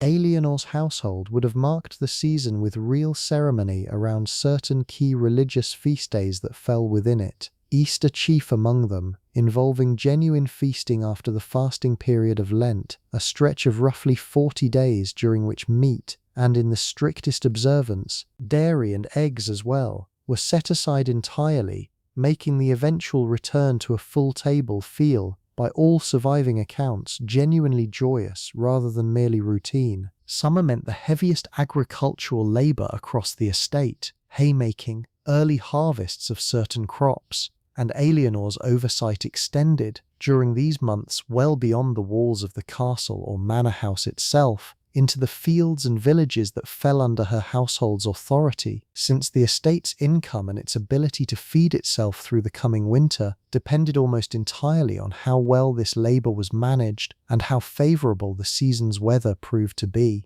She would very likely have ridden out to inspect fields herself, at least occasionally, a practical necessity rather than a leisurely pursuit, checking on the progress of crops that her family's fortunes, in a very direct sense, depended upon. and settling disputes among tenant farmers over boundaries, water rights, and the countless small frictions that arise whenever people share land and depend on its output for their survival. Autumn brought harvest, and with it, the most intensive period of provisioning for the coming winter, the slaughter of livestock that could not be economically fed through the cold months, the salting and smoking and preserving of meat that would need to last, the storage of grain, and the general, urgent work of converting a full season's growth into supplies that could survive months of scarcity ahead. This was in many ways the most demanding season of Eleanor's entire year, the period when her ledgers required the most careful attention and her judgment the most consequential weight, because errors made in October, unlike errors made in June, could not easily be corrected before their consequences arrived in earnest. And running underneath this entire seasonal rhythm, marking time in a way that operated almost independently of the agricultural calendar, was the liturgical year, the endless procession of saints' days, feast days, and fasting periods that structured religious observance across every single week without exception. Some of these were minor, marked with little beyond a particular prayer or a small variation in the day's meals. Others, Christmas, Easter, the feast days of saints particularly significant to the region or to the household's own patron devotions, brought genuine celebration, special foods, sometimes entertainment in the form of traveling performers or musicians if the household could afford to host them, and a welcome, sanctioned break from the ordinary grinding rhythm of daily management and daily labor. I think what strikes me most returning to this seasonal structure again and again across everything I have read and researched about this period is how thoroughly it removed the modern illusion of control over time itself. Alien or could not simply decide that a particular week would be easier, could not shift a harvest by a month if the weather proved uncooperative, could not extend daylight hours through sheer effort or preference. Her entire life moved inside a rhythm dictated by sun, season, and sacred calendar, all three operating simultaneously and occasionally in tension with one another. And her genuine skill, the skill that made her valuable to her household in a way that went well beyond simple decoration or status, lay in how well she could anticipate, plan for, and adapt to a rhythm she had absolutely no power to alter. Let me tell you now about what happened to a woman like Alien, or if her husband died before she did, because widowhood, somewhat counterintuitively, could represent one of the very few periods in a noblewoman's entire life when she held genuine independent legal authority in her own right, and I think this deserves real attention, because it complicates the simple picture of medieval women as perpetually subordinate figures moving from a father's authority directly into a husband's without ever experiencing anything resembling independence. Under the legal customs that governed much of medieval Europe, a widow was generally entitled to what was called her dower, a portion of her late husband's estate,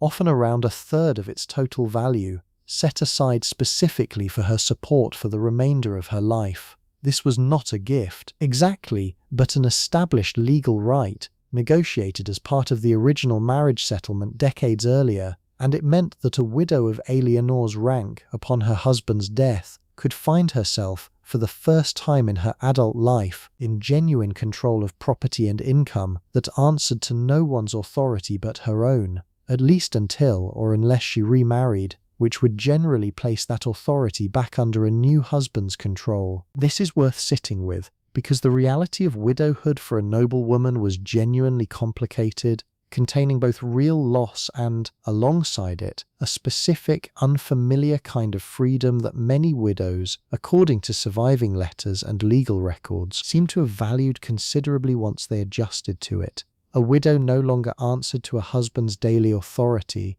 She could, within the bounds of her dower lands, make decisions about management, about her children's upbringing and eventual marriages, about her own household's composition, entirely on her own judgment. Some widows, particularly those with strong existing management experience, exactly the kind of experience Eleanor herself had built up over years of running her husband's estate during his absences, thrived in this role, becoming genuinely formidable figures within their own right, respected, sometimes feared, by neighboring households who understood that a capable widow with legal control of substantial land represented a real power in her own community, not merely a placeholder awaiting a second marriage. Remarriage itself was neither universal nor automatic, and this surprises people sometimes, because popular imagination tends to assume medieval widows were quickly and inevitably remarried off, when the actual pattern was considerably more varied. Some widows, particularly younger ones without independent means, or those whose families had strong reasons to arrange a new alliance, did remarry fairly quickly, sometimes within a year of their husband's death. Others, particularly older widows with established dower lands and grown children who no longer required the same degree of active management, chose, where circumstances allowed it, to remain unmarried, sometimes for decades, managing their own affairs and, in a genuinely significant number of documented cases, using their independent status and resources to support religious foundations, endow chapels, fund the construction of church buildings, or otherwise leave a lasting, visible mark on their communities that a married noblewoman whose resources technically belonged to her husband would have had far less independent ability to arrange. Some widows, interestingly, chose to enter religious life formally after a period of widowhood, joining or founding a convent,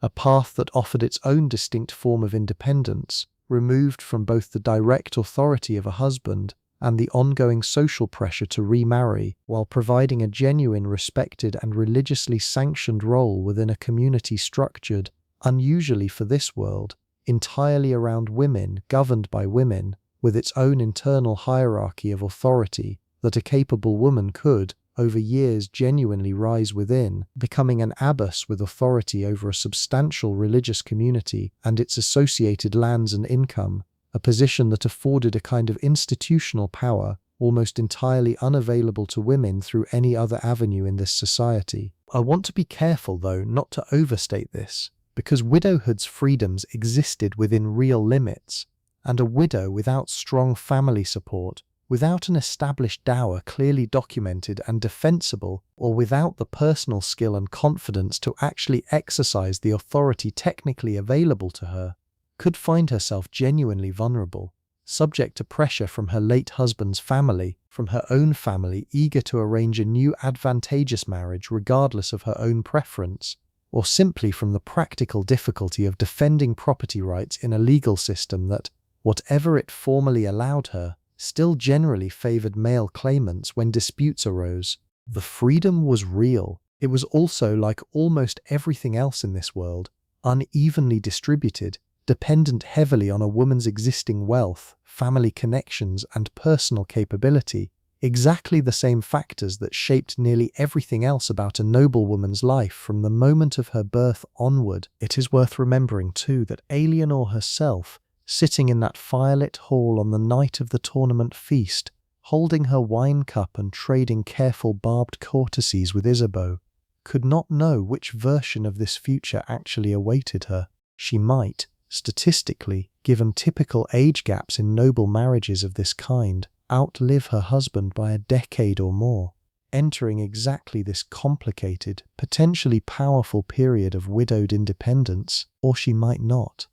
Death in this world arrived without much warning and without much respect for anyone's plans, hers or her husband's, and the same uncertainty that shadowed childbirth shadowed nearly every other aspect of medieval life as well. Illness that modern medicine would treat easily, infection following what should have been a minor injury, the countless small dangers of a world without antibiotics, without a clear understanding of how disease actually spread, without any of the safety nets modern life has built up, gradually and imperfectly over the centuries since. I have been describing Eleanor's life as though it represents medieval noblewomen broadly, and in its general shape it does. But I want to pause here and widen the picture, because the term noblewoman actually covered an enormous range of real circumstance, from women whose households genuinely rivaled small kingdoms in their wealth and complexity, down to women whose noble status was, in practical terms barely distinguishable from prosperous farming life, and I think understanding that range matters for getting an honest picture of this world rather than a flattened one. At the very top of this range sat queens and their lives, while sharing the same basic structural logic as Alienore's, existed at a scale and under a level of scrutiny that made even Alienore's careful, formal existence look almost relaxed by comparison. A queen's household might number in the hundreds, her daily schedule governed by court ceremony with a rigidity that left almost no room for spontaneity of any kind, her every public action interpreted, discussed, and potentially weaponized by factions at court with real political interests in how she was perceived. A queen's primary duty, beyond any question of personal preference or inclination, was the production of a male heir, and a queen who failed to produce one, regardless of whether the actual biological cause lay with her or her husband, a distinction medieval medicine had almost no reliable way of determining, could find her entire position, her security, sometimes even her physical safety genuinely threatened. Some queens navigated this treacherous landscape with real political skill, becoming genuine power brokers in their own right, advising husbands, sons, sometimes ruling as regents during a child's minority or a husband's absence on crusade or campaign, with an authority that could, for a period, rival or even exceed most of the men around them. Below queens sat the great magnate families, duchesses and countesses whose households resembled Alienore's own in structure, but often at considerably greater scale, commanding multiple estates rather than a single manor, moving between them across the year in a pattern called itinerant lordship that meant a woman of this rank might spend relatively little continuous time in any single castle,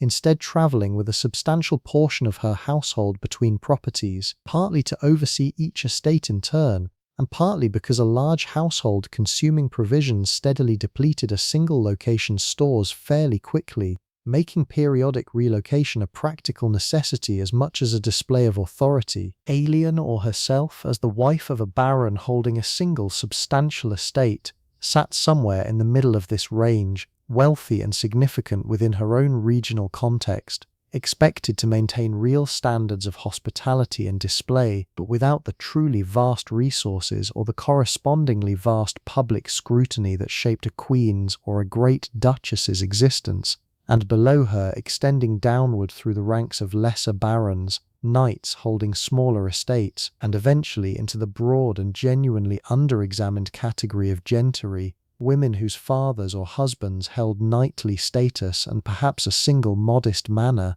existence looked considerably plainer. These women, while still technically noble, still entitled to certain legal privileges and social distinctions unavailable to non-noble women, might personally involve themselves in far more direct physical household labour than Alienore herself would, might own considerably fewer gowns in considerably less expensive dyes, might never in their entire lives attend a tournament or a great feast of the kind hosted in Alienore's own hall, their social world instead confined largely to a small circle of similarly modest neighbouring families. I raise this range specifically because I think it is important, and honestly it is a correction I try to build into every one of these histories where it is relevant, not to let a single vivid example, however well researched, stand in for an entire class of people whose actual lived experience varied enormously based on wealth, region, specific family circumstance, and plain historical accident. Alienore's life, the one I have been building for you across this evening, sits at a genuinely representative middle point for women of documented noble rank, useful precisely because it lets us explore the fullest range of what this world offered and demanded. The ledgers and the embroidery, the tournaments and the childbirth chamber, the quiet stairwell moments and the careful calculated gossip across a feast table, without needing to claim that every noble woman experienced all of it in exactly this proportion or this specific texture. Let me bring this back now to something I mentioned earlier and set aside, the fostering of Alienore's own son, because the practice of sending noble children away from their birth households to be raised, at least partly, elsewhere, deserves more attention than the brief mention I gave it, and it connects directly to how the next generation of noblewomen, including any daughters Eleanor might yet have, would themselves be shaped and educated. Fostering, the practice of sending a child, generally somewhere between the ages of 7 and 10, to be raised for a period of years in another noble household, often one of somewhat higher status than the child's own family, might seem to modern sensibilities like an act of real emotional coldness, and I think it is worth taking a moment to sit inside the logic of it, rather than simply judging it against expectations that belong to a very different world. For sons, fostering served a clear and widely understood practical purpose. A boy destined for knighthood needed training that his own father, however capable, could not always provide alone, particularly training in the specific martial and courtly skills that a larger, more prestigious household could offer through its own established community of knights, squires, and pages. Sending a son away to be fostered and trained in another household also built alliance and obligation between families, the fostered boy's own family gaining a connection to his host household that could matter enormously in future political or military circumstances, while the host family gained the loyalty and eventual service of a young man they had personally trained and, in many documented cases, genuinely come to regard with real affection over the years he spent under their roof. Eleanor's own son, at 7 years old, already showing the early signs of the specific, deliberate preparation that would eventually lead toward fostering, likely within the next year or two, represented for her one of the quieter, less dramatically narrated griefs of noble motherhood, a loss that arrived not suddenly, the way the death of her infant daughter had arrived, but gradually, anticipated for years in advance, and therefore, in its own way, no less painful for being entirely expected. She had raised him alongside his nurse and later a household tutor through his earliest years, had overseen his most basic education, letters, prayers, the earliest lessons in comportment expected of a boy who would eventually need to move confidently through exactly the kind of formal, hierarchy-conscious social world his mother herself navigated daily. And within a year or two she understood he would leave, sent to complete his training in some other lord's household, returning perhaps for occasional visits, but effectively raised, from that point forward, by other hands. Daughters, interestingly, were fostered as well, though with somewhat different aims and somewhat more variation in practice depending on the family and the region. A daughter sent to another noble household, often that of a relative or close family connection, might receive an education there considered superior to what her own household could offer, particularly if the host household included a genuinely accomplished lady known for her skill in exactly the refined pursuits, fine needlework, music, the management of a truly great household that a daughter's own future marriage would eventually require of her. This kind of fostering also, not incidentally, gave daughters exposure to a wider social circle than they would encounter remaining entirely within their birth family's household. Exposure that could matter considerably when the time came to arrange the daughter's own eventual marriage, since a family with connections across multiple households through this kind of fostering network had access to a far wider range of potential matches and a far better sense of which of those matches might actually prove advantageous. This is, I think, worth returning to one more time, this business of a girl's education, because I want to make sure the fuller picture is genuinely clear rather than reduced to a single easy phrase. A noble daughter's education, wherever it actually took place, whether within her own birth household or fostered elsewhere,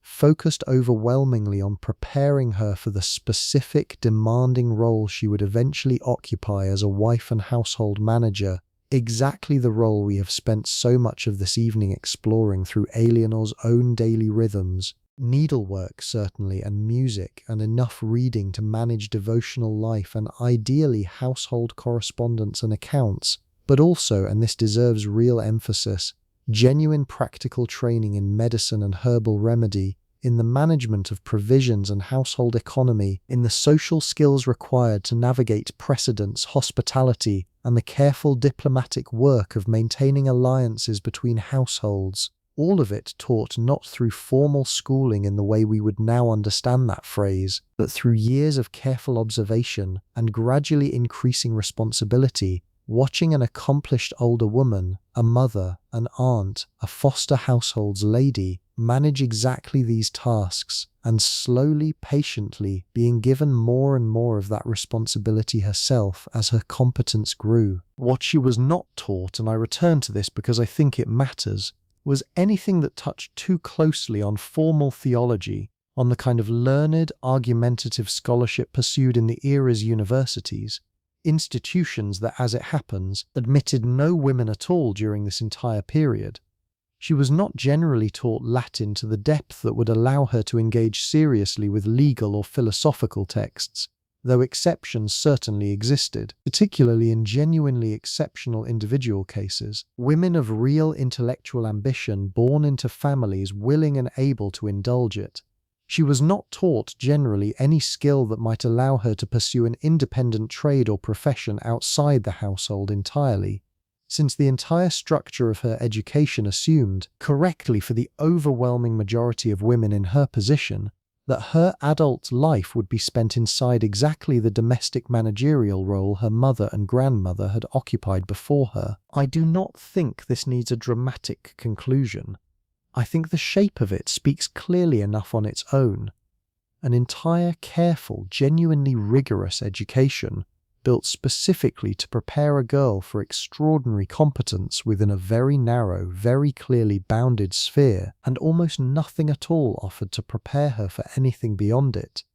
Not because anyone necessarily believed she was incapable of more, though certainly plenty of people in this world did believe exactly that, but because the world itself, its laws, its institutions, its deepest unquestioned assumptions about where a woman's proper place actually was, had simply never built a door leading anywhere else. Let me return to religious life once more, because I touched earlier on prayer and confession as daily, almost invisible structures shaping Eleanor's every day. But there was a grander, more occasional dimension to medieval female religious life too, one that offered genuine adventure and genuine escape from the household's ordinary bounds in a way that almost nothing else available to a noblewoman could match. And that dimension was pilgrimage. A journey undertaken specifically to visit a site of particular religious significance, a shrine housing the relics of a saint, a cathedral associated with some documented miracle, or, for those with sufficient wealth and sufficient time, the truly great destinations Rome, Santiago de Compostela in the far northwest of Spain, or, for the most ambitious and best resourced travellers, Jerusalem itself, represented one of the very few socially sanctioned reasons a noblewoman might travel any real distance from her own household, sometimes for weeks or even months at a stretch, accompanied by a retinue appropriate to her rank but moving, for the duration of the journey, through an entirely different rhythm of life than the one governing her daily existence at home. Eleanor herself had made one such pilgrimage several years before the tournament evening we have spent so much of tonight exploring, travelling with a small party to a shrine housing relics associated with a saint particularly venerated in her region, a journey of perhaps 2 weeks each way, undertaken initially in fulfillment of a vow made during a period of illness in the household, a promise that if health was restored, a pilgrimage would follow in gratitude, a common enough pattern of religious bargaining that appears repeatedly across surviving medieval records, and that tells you something genuine about how directly, how practically people of this era understood their relationship with the divine, not as an abstract theological system alone, but as a living, responsive relationship, capable of negotiation, capable of being thanked in specific, concrete ways. The journey itself, I think, deserves real attention because it represented something genuinely different from Eleanor's ordinary existence. Weeks spent moving through unfamiliar countryside, staying in monastery guest houses, in the homes of distant relations, occasionally in more modest inns where the accommodations bore little resemblance to the comfort of her own castle, sleeping in unfamiliar beds, eating whatever food the day's stopping point could provide, and experiencing for the length of the pilgrimage a genuine loosening of the rigid social hierarchy that governed her ordinary daily life. Since pilgrims of widely varying rank frequently travelled together for safety, and the shared physical hardship and shared religious purpose of the journey created a kind of temporary, unusual social levelling that a noblewoman of Eleanor's ordinary standing would rarely otherwise experience. Arriving at the shrine itself after weeks of travel brought its own specific, powerful emotional experience, one that I think modern secular minds sometimes struggle to fully credit, though I would encourage you not to dismiss it too quickly. Eleanor had knelt before the reliquary housing the saint's remains, had prayed with an intensity sharpened by weeks of anticipation and physical effort, had left a small offering, and had felt, by her own later account, something genuinely transformative in that moment, a sense of having touched, quite literally in the physical sense given how directly relics were venerated in this period, something sacred and real. Whatever a modern observer might make of the theological claims underlying that experience, the emotional reality of it, for Eleanor and for the countless other medieval pilgrims who undertook similar journeys, was genuine and significant, a highlight, by her own later reckoning, among the handful of truly memorable experiences of her entire adult life. She had returned from that pilgrimage changed in small, lasting ways, more confident according to those who knew her before and after, having successfully managed weeks of independent travel and negotiation with strangers, having seen, even briefly, a wider world than the one bounded by her own household's walls and fields, and having formed along the way a genuine friendship with another noble woman making the same journey, a friendship that continued afterward through occasional letters, a connection built entirely outside the usual, carefully calculated social negotiations of household hierarchy and family alliance, built simply on the shared, unusual experience of having walked the same difficult road together toward the same shared destination. I think pilgrimage deserves this attention because it complicates in a useful way the picture of medieval noble women's lives as entirely, permanently bounded by their own household's walls. The boundary was real, and it was strict for most of the year, most of the time, but it was not absolute, and the specific, sanctioned exception that religious pilgrimage represented gave at least some women, at least occasionally, genuine access to a wider world, a taste of independent movement and independent decision-making that their ordinary daily lives, however much genuine authority they held within the household itself, rarely otherwise afforded them. Let's return gently to the stairwell one more time, and to the wider literary and cultural world that gave that particular midnight moment its shape and its meaning, because I promised earlier to say more about courtly love, and I think this is the right place to do it, now that you understand the fuller context of Eleanor's education, her religious life, and the genuine, if narrow, room she had been given for feeling. The tradition of courtly love, as it developed across the high medieval period, particularly in the courts of southern France before spreading more broadly across Western Europe, offered an entire elaborate vocabulary, poetic, musical, and social, for exploring exactly the kind of feeling Eleanor had carried onto that tournament stand and down into that stairwell. Troubadours, and in the northern regions, trouvères, composed and performed songs built almost entirely around a specific recurring structure, a knight or poet expressing intense devotion toward a lady who was, in the overwhelming majority of these compositions, married, and married to someone other than the singer or the song's narrator, her unavailability functioning not as an obstacle to be overcome through the poem's logic, but as the entire point, the thing that made the devotion noble, elevated, worthy of song in the first place, precisely because it could never, within the poem's own moral universe, be consummated. I want to be careful here, because it would be easy to romanticize this tradition into something it was not, or alternatively to dismiss it too quickly as mere literary fashion with no real bearing on actual lived experience. The truth, as it usually does, sits somewhere more complicated in between. Courtly love as poetry and courtly love as lived social practice were related but genuinely distinct things. The poems themselves, performed at exactly the kind of feasts and gatherings Eleanor attended throughout her life, gave real emotional and intellectual shape to feelings that the surrounding religious and social structure otherwise offered almost no sanctioned language for at all. A woman who found herself, as Eleanor did, genuinely drawn toward a man who was not her husband, had, thanks to this poetic tradition, an entire cultural framework within which that feeling could be understood, discussed in careful, coded terms, even celebrated in certain narrow contexts, without automatically collapsing into the far more dangerous territory of actual physical scandal. This is, I think, part of what made the favor-giving gesture we explored earlier so specifically charged and so specifically survivable.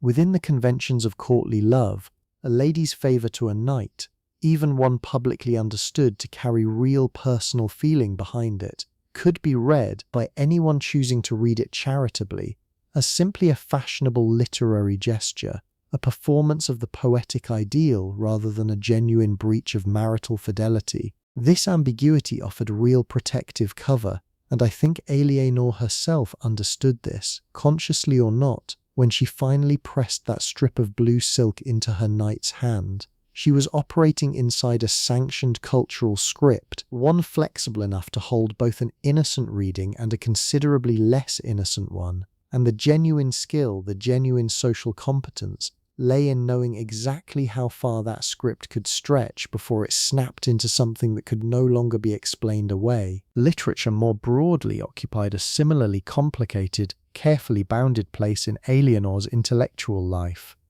Romances, extended narrative poems recounting the adventures of knights, often drawing on legendary material surrounding figures like Arthur and his court, circulated widely among noble households of her rank, and Eleanor herself owned or had access to, through her household's small collection, several such works, read aloud during long winter evenings by whichever member of the household possessed the clearest voice and the steadiest reading ability, since reading aloud to an assembled household, rather than silent private reading, remained the more common way such texts were actually experienced by most of the people listening. These romances, for all their fantastic elements, magical object, supernatural adventures, offered genuine emotional and moral material for a woman like Eleanor to think with. Many of the great romance heroines faced dilemmas that, stripped of their fantastical trappings, mirrored real tensions in the lives of the women listening,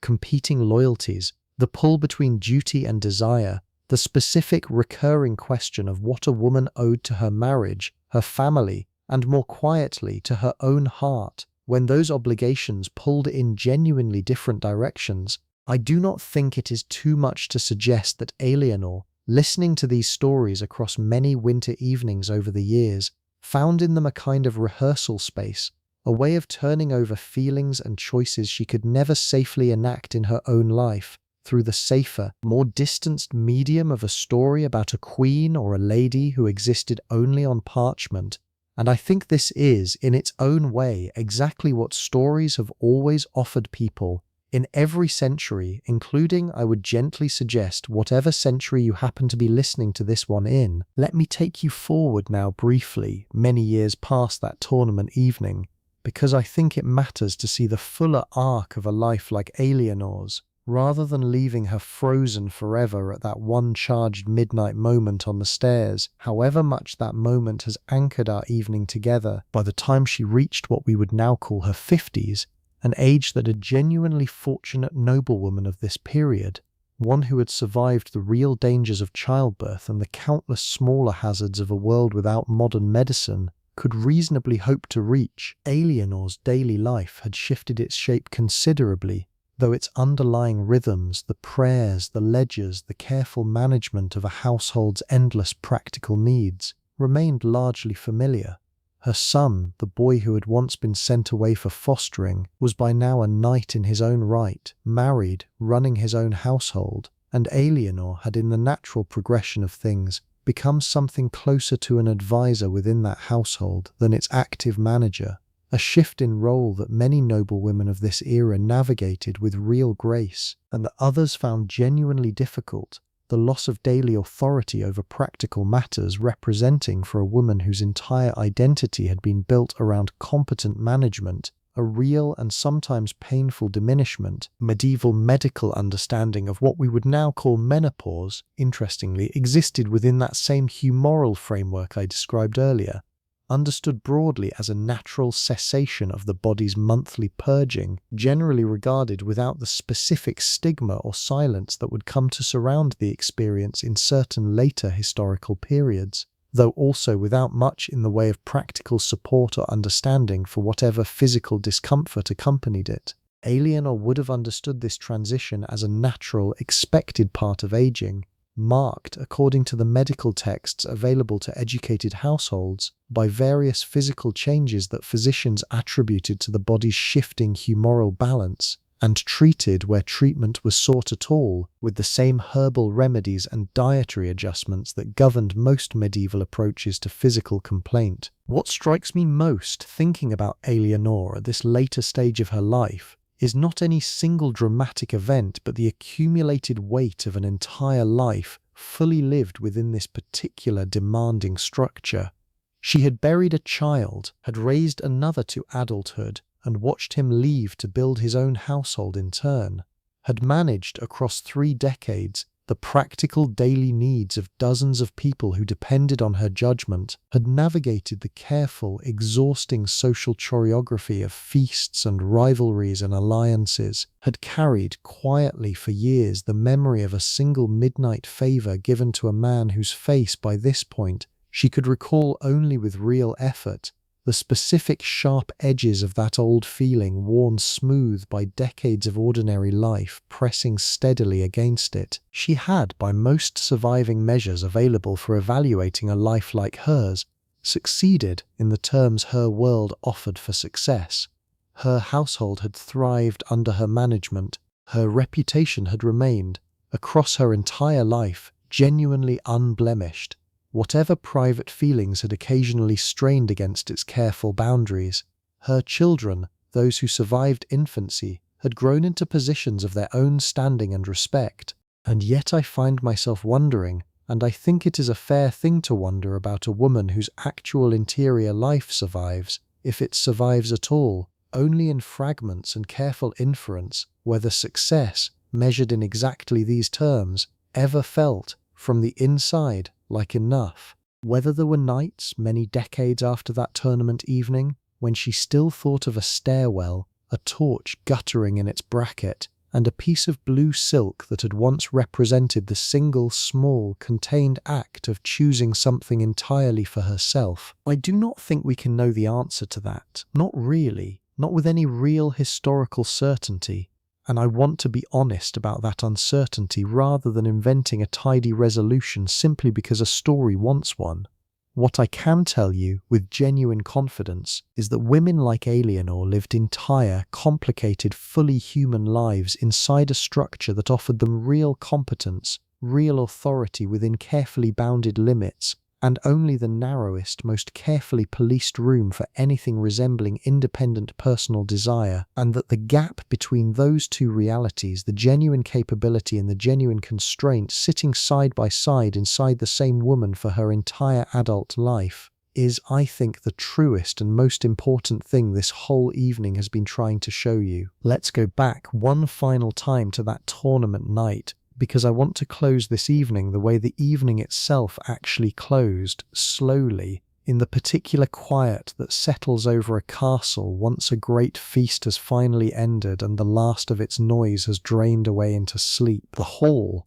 by the deepest hours of that night, had emptied considerably.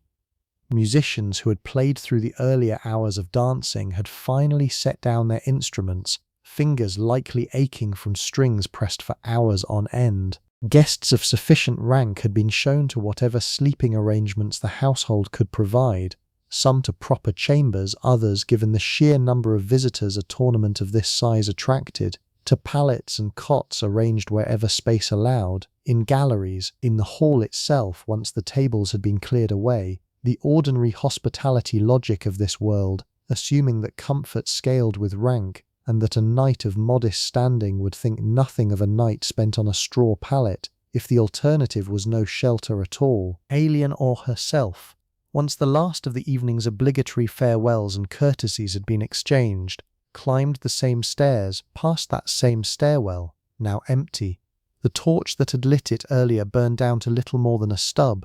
toward her own chamber, where Osanna waited, as she always waited, to begin the reverse of that morning's elaborate process, the slow, careful undoing of an entire day's construction. This undressing ritual, I think, deserves its own attention because it mirrored the morning's dressing in reverse but carried an entirely different emotional weight.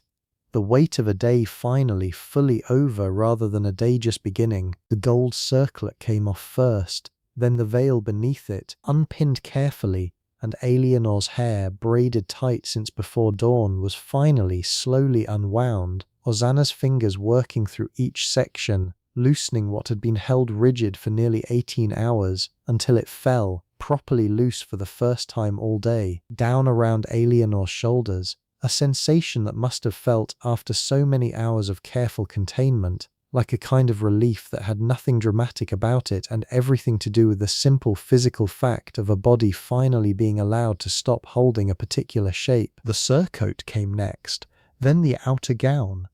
each layer lifted carefully over her head or unlaced down her back, Osanna's hands moving through a sequence so familiar to both of them that neither needed to speak through most of it, until finally only the smock remained, and Eleanor stood in the cooling evening air of her chamber in nothing but that single simple layer of linen. The accumulated weight and formality of the entire day finally, physically lifted away from her body. A basin of water, cooler now than the morning's, but still carrying, faintly, the memory of the herbs used in her bath hours earlier, let her wash her face and hands one final time before bed. Osanna helped her into a plain linen night shift, different from the smock worn beneath her clothes, looser, meant purely for sleeping, and gathered up the day's discarded garments, the gown to be brushed and checked for any repairs needed before its next wearing, the veil to be carefully folded and stored, the small tasks of a lady's maid extending, quietly, well past the moment when her lady herself finally climbed into bed. The bed itself, in a household of Eleanor's rank, was a genuinely substantial piece of furniture, framed in heavy carved wood, hung with curtains that could be drawn closed around it, both for warmth, since a closed bed retained body heat considerably better than an open one in a chamber with no reliable heating through the night, and for a measure of privacy within a household where true solitude, true complete privacy, was a genuinely scarce resource even for someone of her rank. The mattress beneath her, stuffed with wool or, in wealthier households, with feathers, sat atop a rope or webbing frame, and blankets, wool, sometimes lined or trimmed with fur depending on the season and the household's wealth, layered thick enough to hold real warmth against a chamber that would grow genuinely cold before dawn, since the fire banked down to embers for the night could not be relied upon to keep the whole room warm through until morning. Her husband, that particular night, slept beside her, having climbed the stairs himself some time after her. The wine and the long day's exertion, both the tournament earlier and the feast's careful diplomatic labour, settling him quickly into sleep once he lay down, his breathing slowing into the familiar, even rhythm Eleanor had grown accustomed to across years of shared nights. She lay beside him for a while in the dark, listening to the castle settle around her, the specific, particular texture of nighttime sound in a stone building this size, the faint creak of timber contracting as the day's heat finally left it,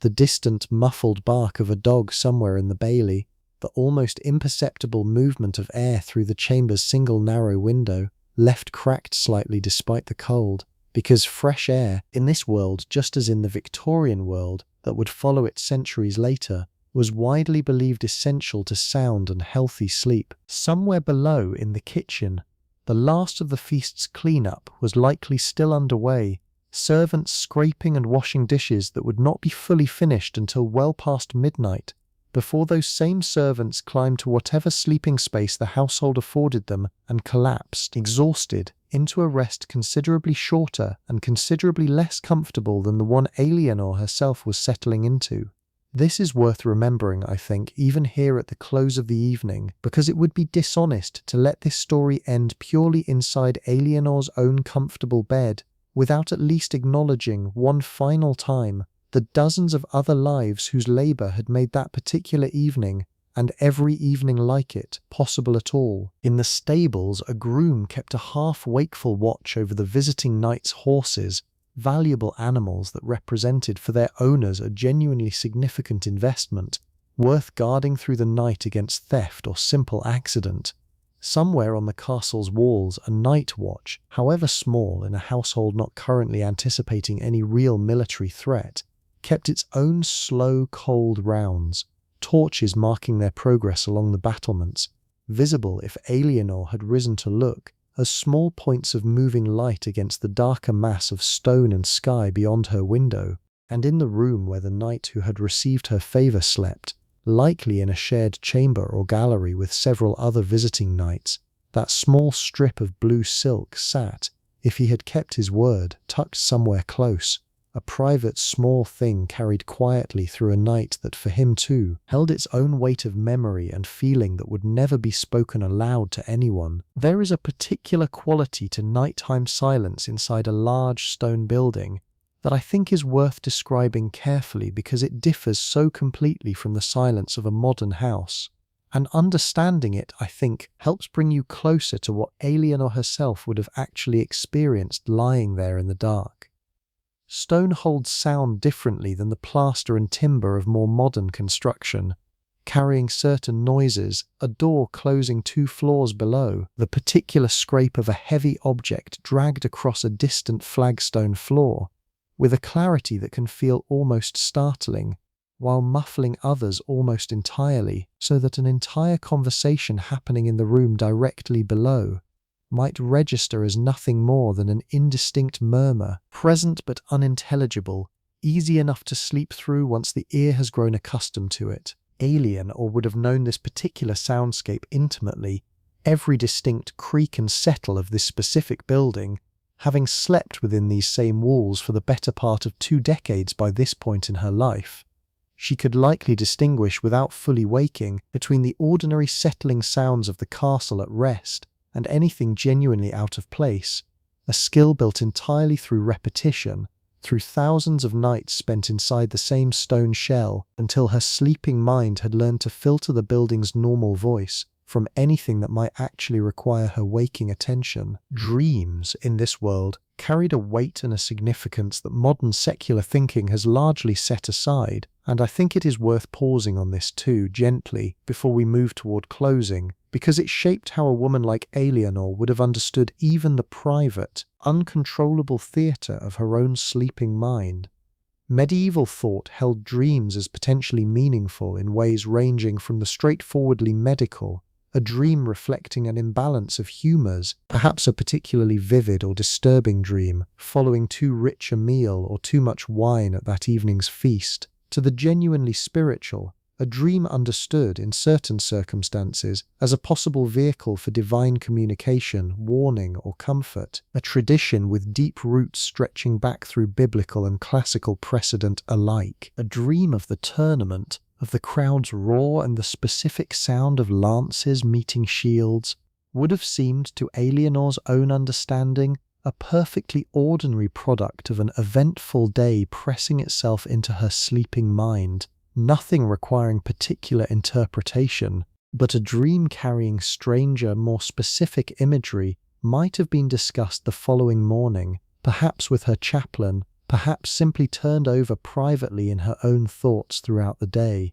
weighed for whatever significance it might carry, a habit of mind that treated the boundary between waking and sleeping life as considerably more porous, considerably more meaningful than most modern thinking generally allows for. I think there is something worth borrowing from that old habit of attention, honestly, even now, even in your own bed, on whatever night you happen to be listening to this. Not the specific theological framework necessarily, but the underlying instinct, the willingness to take your own inner life seriously, to notice what surfaces in the quiet hours rather than dismissing it automatically as meaningless static. Alienor's world took the space between waking and sleep seriously enough to build entire traditions of interpretation around it. Yours does not have to go quite that far to still perhaps extend your own dreams tonight, a little more patient curiosity than you might otherwise offer them. The castle around her continued its slow settling through the deepest hours of that night,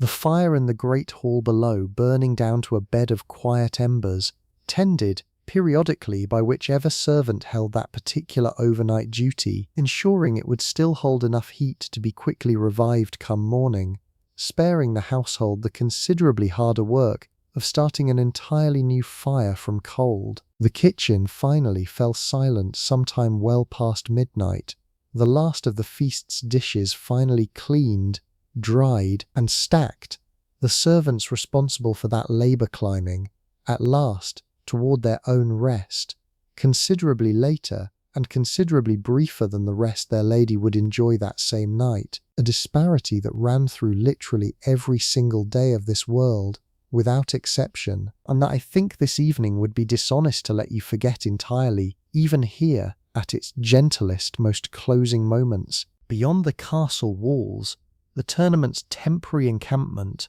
tents housing knights and their retinues who had travelled considerable distances for the event, settled into its own version of nighttime quiet, campfires burning low, horses shifting occasionally in their picket lines, the whole temporary community that had assembled for these few days beginning to think, already, toward tomorrow's departures, toward the long roads home that would scatter this particular gathering of people back across a wide stretch of countryside, most of them never to assemble again in quite this exact configuration, this exact collection of specific individuals, ever again in any of their lives. And somewhere in all of that vast settling quiet, Eleanor herself finally drifted towards sleep, her body genuinely tired after a day that had asked a great deal of it. The tournament's long hours in the stands, the feast's careful diplomatic labour, the stairwell's particular private wait, all of it finally allowed to rest, her mind slowing, the sharp specific edges of the day's events softening, the way they always eventually soften into something less immediate, less demanding, something the body could finally release its grip on long enough to let sleep actually arrive. I want to spend a little time now before we let this particular castle finally settle fully into sleep, talking about how any of this is actually known at all, because I think that question deserves honesty too. And because the answer, I think, adds its own particular kind of comfort to a story like this one, even if it might not seem that way at first. Women like Eleanor left behind, in the great majority of cases, considerably less direct written record than the men around them, a genuine and significant gap in the historical evidence that honest historians of this period have had to work carefully around rather than pretend does not exist. Chronicles, the great narrative histories compiled by monks and clerics across the medieval centuries, focused overwhelmingly on kings, wars, and the affairs of powerful men, mentioning noble women when they mentioned them at all, primarily in relation to marriage, childbirth, or occasionally scandal, rarely with any real interest in their daily ordinary competence or their private inner lives. What survives instead, and what allows historians to reconstruct a life like the one we have spent this evening exploring, comes from a scattered, patient assembly of considerably more mundane sources, household account books, some genuinely kept in a woman's own hand, recording, with real specificity, exactly the kind of daily provisioning and management I described earlier, a length of cloth purchased here, wages paid there, the quiet, granular evidence of real competent management surviving centuries later precisely because someone, once, needed an accurate record of household spending. Letters where they survive offer a rarer and more precious kind of evidence, genuine glimpses of personal voice, personal concern, personal affection or frustration, though letters written by noblewomen of this period survive in genuinely limited numbers compared to what must once have existed, the ordinary fragility of parchment and paper across 8 centuries having claimed the overwhelming majority of whatever correspondence once passed between mothers and daughters,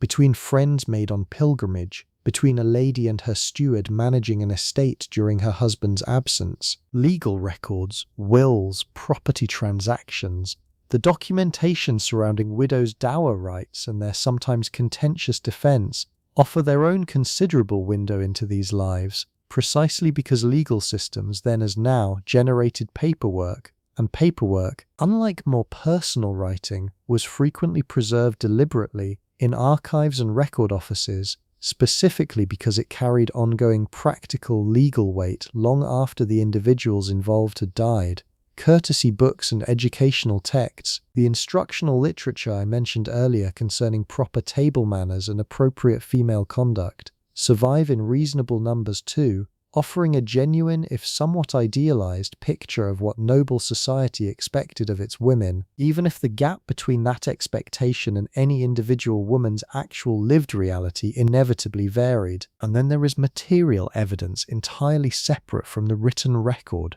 Effigies carved in stone or brass atop tombs, portraying noble women in careful, formal detail. Their clothing, their jewelry, sometimes their small dogs curled at their feet, rendered with a precision that tells its own quiet story about how these women wished to be remembered, and occasionally, in genuinely fortunate cases, actual surviving garments, fragments of embroidery, pieces of jewelry, physical objects that once belonged to real hands, real bodies, and that carry, even now, centuries later, sitting behind glass in museum collections, a strange and genuine power simply by virtue of having actually been touched, worn, used by someone whose name in many cases has been entirely lost to time even as the object itself survived. I think this patchwork nature of the evidence matters, honestly, because it means that any individual life reconstructed from it, including the version of Eleanor's life I have built for you across this evening, necessarily involves real historical imagination working alongside real historical evidence, careful, informed inference filling the considerable gaps that the surviving record leaves open. This is not a weakness particular to tonight's story. It is the honest condition of almost all history concerning ordinary or even moderately notable people who lived before the modern era's dramatically expanded documentary record, and I think acknowledging it plainly, rather than presenting historical narrative as more certain than it actually is, respects both the real evidence that does survive and the real permanent uncertainty surrounding everything the evidence cannot fully tell us. What the evidence does tell us with real confidence, gathered patiently across account books and legal records and courtesy manuals and surviving letters and the quiet testimony of preserved objects, is that women like Eleanor were neither the passive, decorative figures that a certain simplified popular imagination sometimes reduces them to, nor the anachronistically empowered figures that an opposite, equally simplified impulse sometimes wants to make them into instead. They were something more genuinely complicated than either version, women exercising real substantial competence and real authority within a structure that simultaneously constrained them in ways that a modern life, whatever its own remaining inequalities, would find genuinely difficult to accept. Women who ran households, managed provisions, settled disputes, negotiated the treacherous social terrain of feasts and alliances, buried children, raised children, sometimes outlived husbands into a genuinely unexpected independence, and, alongside all of that visible, documented competence, carried private inner lives, private feelings, private griefs and desires that the surviving record can only gesture toward, never fully recover. There is one more dimension of this authority I have not yet mentioned, and I think it deserves real space here before we close, because it complicates in a genuinely striking way any remaining picture of the medieval noblewoman as a purely domestic figure confined entirely to household management and social diplomacy. In times of genuine military threat, when a husband was away on campaign or otherwise unable to defend his own holdings, it fell, in a documented and recurring number of cases across the medieval period, to his wife to oversee the actual physical defense of the castle itself. This is not a rare or purely legendary detail invented to make for a better story. Real historical records document noble women taking direct charge of a besieged castle's defense, organizing the garrison, managing provisions carefully stretched to survive a siege of unknown duration, and in a genuine number of cases, personally directing military strategy against attacking forces, sometimes successfully holding a castle for weeks or months until relief arrived or the besieging force gave up and withdrew. The skills this required, drawing on exactly the same practical competence that governed a noblewoman's ordinary household management, careful accounting of provisions, clear-eyed assessment of resources, the ability to command the loyalty and organized effort of dozens of people under real pressure, translated, in these circumstances, directly into genuine military capability, even though almost none of these women had received anything resembling formal military training. Eleanor herself had never faced this particular test. Her own household's holdings sitting, across her entire lifetime, in a region that remained largely free of the kind of active military conflict that would have required this specific dimension of her competence. But she would certainly have known of other women, in her own broader social circle, or by reputation carried through the kind of gossip and news that travelled steadily between noble households, who had faced exactly this circumstance. And I think it is worth understanding that this possibility, however rarely it was actually realized in any individual woman's life, sat within the broader understood range of what a capable noblewoman might, if circumstance demanded it, prove herself able to do. I raise this not to suggest that medieval society broadly celebrated or actively cultivated female military competence, because it plainly did not. Formal military training and command remaining, throughout this period,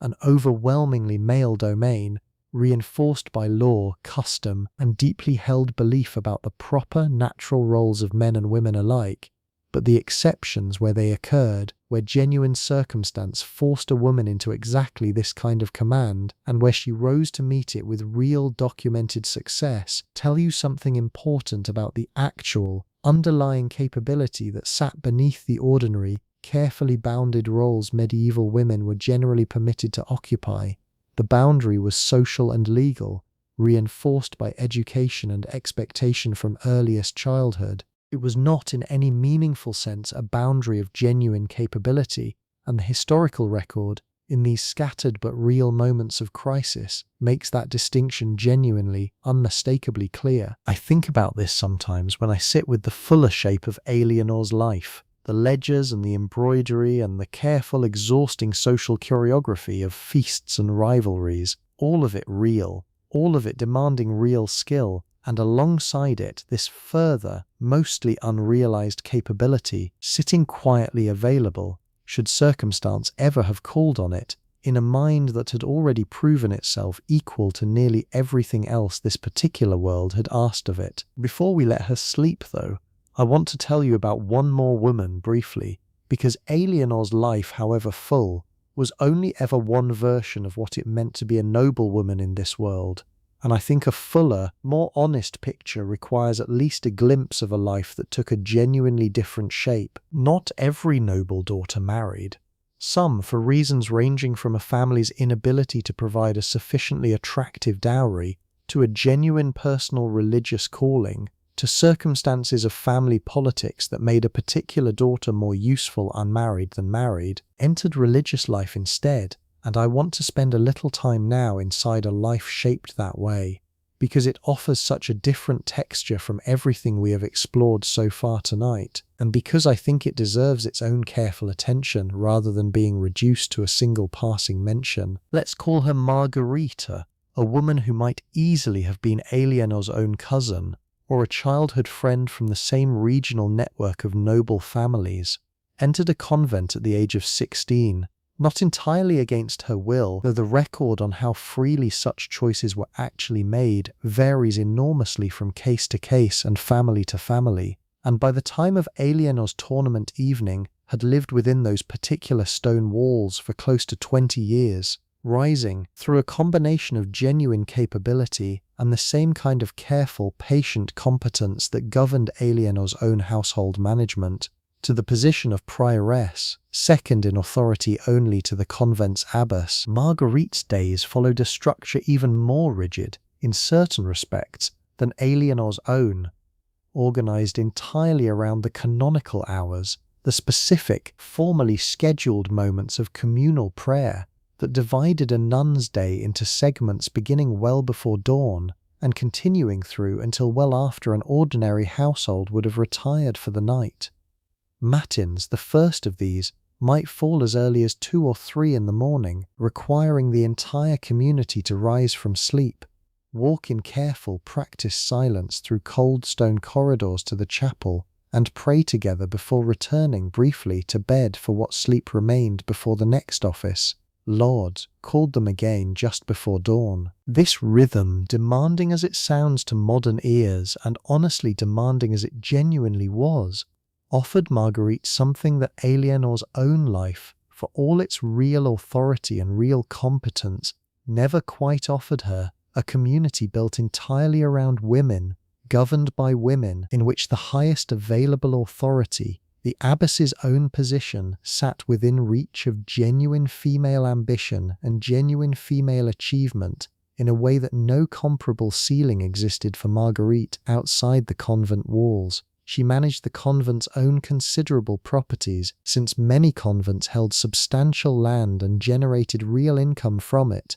oversaw a scriptorium where several of the sisters worked as skilled copyists, producing manuscripts that generated income for the community and, not incidentally, preserved genuine learning across generations in a period when so much knowledge depended entirely on exactly this kind of careful, patient, handwritten transmission. She had learnt Latin properly, thoroughly, in a way that Eleanor's own more limited religious education had never required or offered her, could read and engage with theological texts that would have been considered entirely inappropriate reading for a laywoman of Eleanor's rank, and held, within her own community, a genuine intellectual authority that her cousin, for all her practical competence managing a household's provisions and disputes, never had access to in quite the same sanctioned, celebrated way. I do not want to romanticize convent life either, because it too carried its own real constraints, its own rigid hierarchy, its own genuine hardships, cold stone buildings, limited diet, the complete surrender of the kind of personal autonomy over daily movement and daily company that even a married noblewoman, bound as she was by her own considerable obligations, still retained in smaller ways. Some women found genuine peace and genuine purpose within convent walls. Others, pressed into religious life by family circumstance rather than genuine calling, found it a different kind of confinement, no less real for being sanctified rather than secular. But I raise Marguerite here briefly at the edge of this evening's close, because I think she completes something important about the fuller picture, showing you one more of the narrow, carefully bounded paths available to a woman of this era and this rank. One more shape that a full, complicated, genuinely capable human life could take within a world that offered women so few doors to choose from,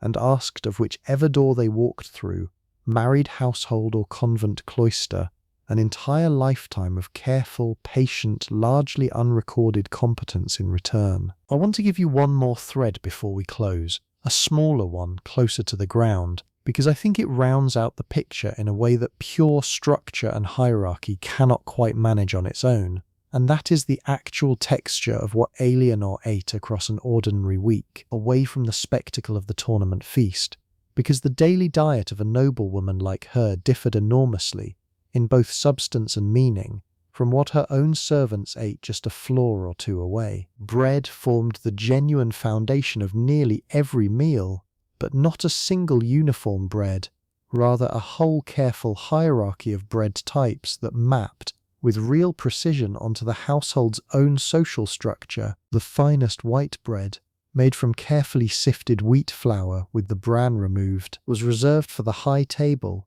for Eleanor and her husband and their most honoured guests, its pale colour itself a marker of refinement. Since the labour and waste involved in sifting flour, this finely made white bread, considerably more expensive than the darker alternatives, Servants and lower-ranking household members ate coarser bread, made from unsifted flour or blended with rye or barley,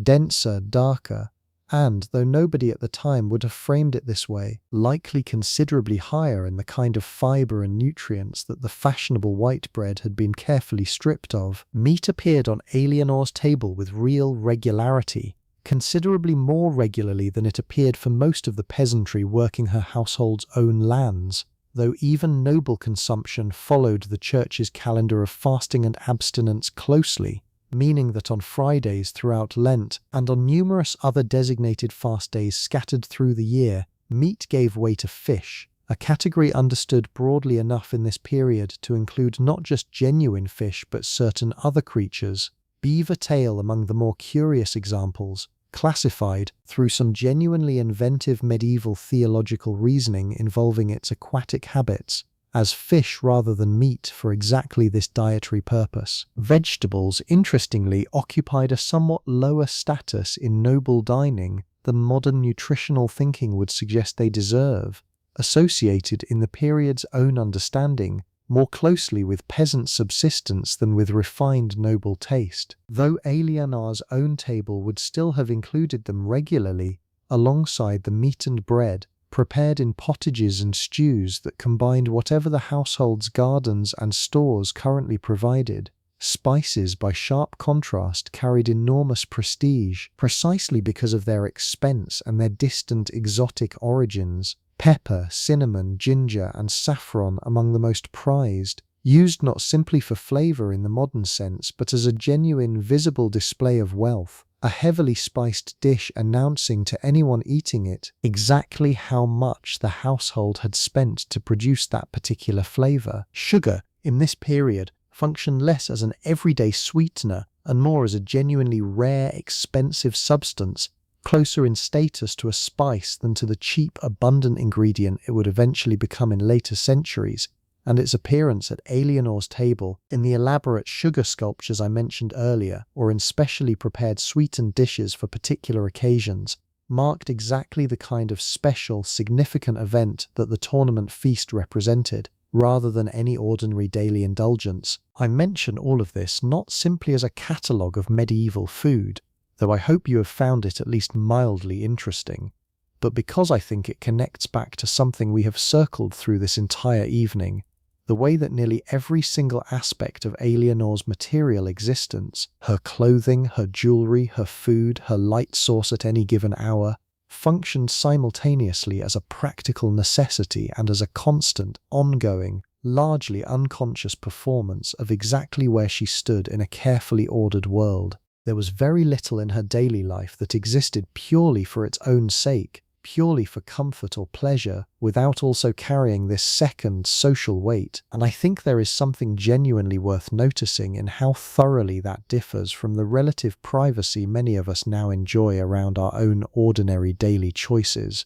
What we eat, what we wear around the house, how we choose to spend an unremarkable Tuesday evening, largely free from the kind of constant visible social calculation that shaped literally every hour of Eleanor's own life, waking and, in its own quieter way, even sleeping. One last small thing before we finally let her sleep, because I mentioned embroidery earlier only briefly, as a skill learned young and practiced steadily, and I think it deserves a slightly closer look, since it was in a very real sense the single activity that occupied more of Eleanor's waking hours across her entire lifetime than almost anything else we have discussed tonight. More than the ledgers, more than the prayers, more probably than sleep itself. The materials themselves carried real expense and real specificity. Linen or fine wool cloth as the ground fabric, silk thread for the finest, most vivid work, sometimes wound with actual gold or silver thread for ecclesiastical or truly ceremonial pieces,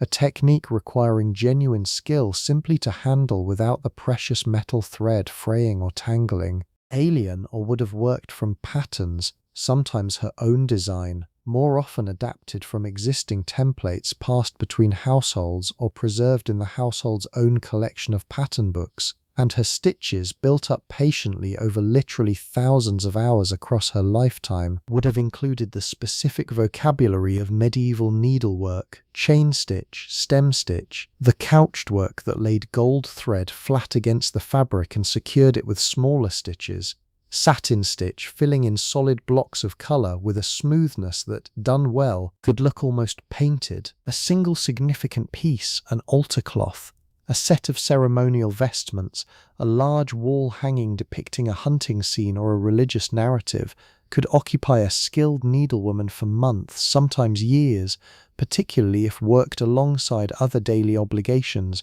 rather than as a dedicated, full-time project.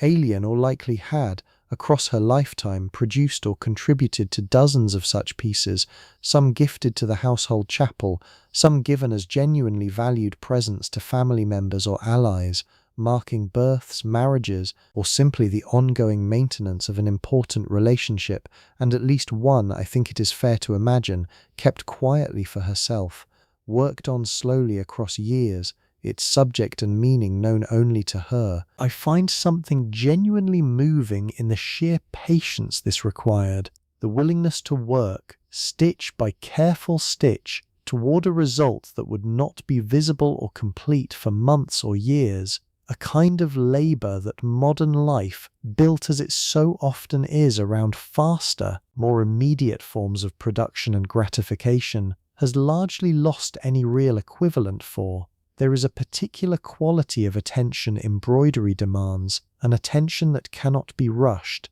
that requires the same careful, patient stillness hour after hour, and I think it likely functioned for Eleanor and for countless women like her as something close to a form of meditation, a space where the mind could wander freely, worry through a problem, or simply rest, even while the hands continued their steady, productive work. Some evenings, I imagine, she barely noticed the hours passing at all, needle rising and falling in its familiar rhythm while her thoughts drifted somewhere else entirely, back to a stairwell perhaps, or forward toward a son soon to leave for fostering, the fabric beneath her hands slowly, patiently filling with colour while her mind wandered wherever it needed to wander that particular evening. Let's return one final time to the bed where we left her, curtains drawn against the chill, her husband breathing evenly beside her. The castle settled into its particular stone silence around them both. I want to stay here a while longer, because I think this is exactly the kind of quiet worth lingering inside. Now that the day's whole shape has been laid out for you, the ledgers and the lacing and the tournament and the stairwell and all the long seasons stretching out afterward that we have walked through together tonight. Picture the room itself one more time, because I think a picture like this deserves to be held rather than simply described and abandoned. The heavy curtains around the bed, dark wool or a somewhat faded tapestry weave, drawn close enough to hold in warmth, but not so tightly sealed as to shut out air entirely. Beyond them, the chamber itself, its single narrow window letting in the faintest suggestion of moonlight on a clear night, or nothing at all if clouds had rolled in, the way they so often do in the particular damp, changeable climate that shaped so much of medieval northern European life. A chest against the far wall holding her gowns, folded carefully by Osanna before she too retired.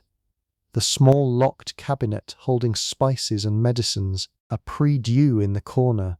the small kneeling bench where Eleanor said her private prayers each morning and night, empty now, waiting for tomorrow's use, and somewhere in a chest not far from the bed, a small pouch, or perhaps simply a fold of cloth, holding whatever token or memory a woman like this might keep close without ever quite explaining, even to herself, exactly why she kept it. I keep returning to that stairwell, and I think honestly you have probably noticed that by now, and I want to explain briefly why I think it matters so much. Why an entire evening built around real historical fact about provisioning and dower rights and courtesy manuals keeps circling back to two people standing very still in torchlight, saying almost nothing to each other. It is because I think that moment, more than any ledger entry or any surviving legal document, captures something essential about what it actually felt like to be a person, a specific particular person with a whole interior life, inside a structure built to define you almost entirely by your usefulness, your competence, your successful management of everyone else's needs. The stairwell was hers, nobody assigned it to her, nobody required it of her. It existed entirely because she, for one, held breath of an evening, chose it. And I think that smallness, that private, unremarkable scale, is exactly what makes it worth remembering, worth returning to, worth building an entire evening story around. You have been lying in your own bed this whole time, listening, and I wonder, now near the end of this, whether any of Eleanor's world has started to feel less distant than it did an hour or two ago. Not because your life resembles hers in its particulars, obviously it does not. You are not lacing anyone into a kirtle tomorrow morning. You are not counting stores of salted fish against the length of a coming winter. But because I think the underlying shape of what she carried, competence alongside constraint, duty alongside private feeling, the small, quiet choices made entirely for yourself inside a life largely organized around everyone else's needs, is not actually so foreign to whatever your own days have asked of you. However many centuries and however many changed circumstances now sit between her life and yours, I think about the women who came before us, in whatever specific shape their lives happen to take, medieval noblewomen or Victorian housewives or someone's grandmother working a night shift somewhere just a few decades back, and I find myself genuinely moved every time by how much of what they carried has simply never been written down, has survived, if it survives at all, only in the careful, patient inference of people like me, trying, centuries or decades later, to reconstruct something true from account books and courtesy manuals and the occasional, precious surviving letter. There is a particular kind of tenderness in that work, I think, the deliberate, careful attempt to imagine a full inner life for someone the historical record mostly reduced to a name in a marriage contract, a line in a household ledger, an effigy carved in stone, with her hands folded and her small dog curled obediently at her feet. I hope, if nothing else survives of this evening once you have drifted off, that some version of Eleanor stays with you a little while. Not as a historical lesson exactly, though I hope you learnt something true tonight about lacing and ledgers and lying in chambers, and the careful, exhausting choreography of a medieval feast, but as a person, someone who once stood on a real staircase, in a real castle, holding a real piece of silk in hands that would not quite stay steady, deciding for one held breath to choose something entirely for herself before returning, as she always returned, as all of us always eventually return, to the ordinary, demanding, genuinely worthwhile work of an entire life built around everyone else's needs. Somewhere below Eleanor's chamber, in that cramped, cold room I have not returned to in some time now, Hosanna herself was finally at last asleep, having spent nearly 18 hours in service to another woman's body and another woman's household. Her own needs, her own private feelings, whatever they might have been, folded away entirely beneath the demands of her work, the way they were folded away every single day of her life, without exception, without much hope, given the rigid structure of this world, of ever being otherwise. I do not want to let this evening close without acknowledging her one final time, because I think it would be a kind of dishonesty to spend this many hours inside Eleanor's comfortable, curtained bed, without remembering clearly that her comfort depended every single day on the far less comfortable, far less rested labour of women whose names survive, if they survive at all, only in the margins of someone else's household accounts. This is not, I want to be clear, an invitation to feel guilty about anything, least of all about your own rest tonight, which you have absolutely earned simply by being a person who has made it through another day in a world that asks a great deal of everyone, in its own particular modern ways, just as the medieval world asked a great deal of Eleanor and Hosanna alike, in its own considerably harder, considerably less forgiving ways. It is simply an invitation to notice, gently, without judgment, the way comfort and labour have always sat close together, in every century, in every household, including in whatever specific shape it takes, your own. And now I think it really is time to let all of this settle, the way the castle itself settled centuries ago, into its own particular stone quiet. You have travelled a long way tonight, through a morning of lacing and braiding, through a counting room full of careful arithmetic, through a hall arranged with unforgiving precision around rank and status, through a tournament field loud with hooves and trumpets, through a stairwell where two people stood very still and said almost nothing, through a feast table where compliments carried hidden blades and alliances formed over shared cups of wine,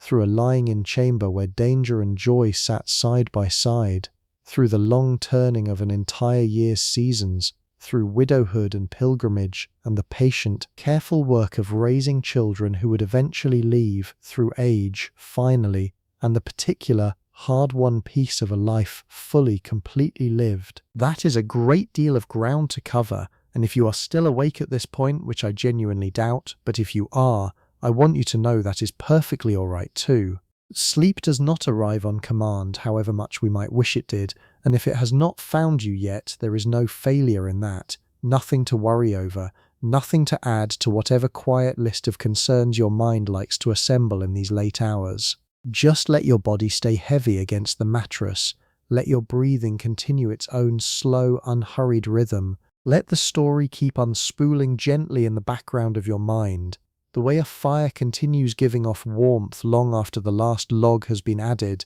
needing nothing more from you now than your continued patient stillness. I think, if I am honest, what I want you to carry out of this evening, more than any single fact about curtles or humoral theory or the specific mechanics of a lady's morning toilet, is something closer to a feeling, a sense of how full, how genuinely complicated and worthwhile an ordinary life inside extraordinary constraint could actually be. Alienor was not a queen. She did not change the course of any war or any dynasty. She managed a household, raised children, buried one of them, navigated the careful, exhausting terrain of medieval female friendship and rivalry, and on one particular midnight gave a piece of silk to a man she should not, by any strict accounting of her world's rules, have felt quite so much for. That is a whole life. That is in its own quiet, unremarkable way enough, and I think there is something worth holding on to in that. Something that might apply just as well to whatever shape your own ordinary, extraordinary life happens to be taking right now, tonight, in whatever room you are currently drifting towards sleep inside. Let the castle fade now, gently,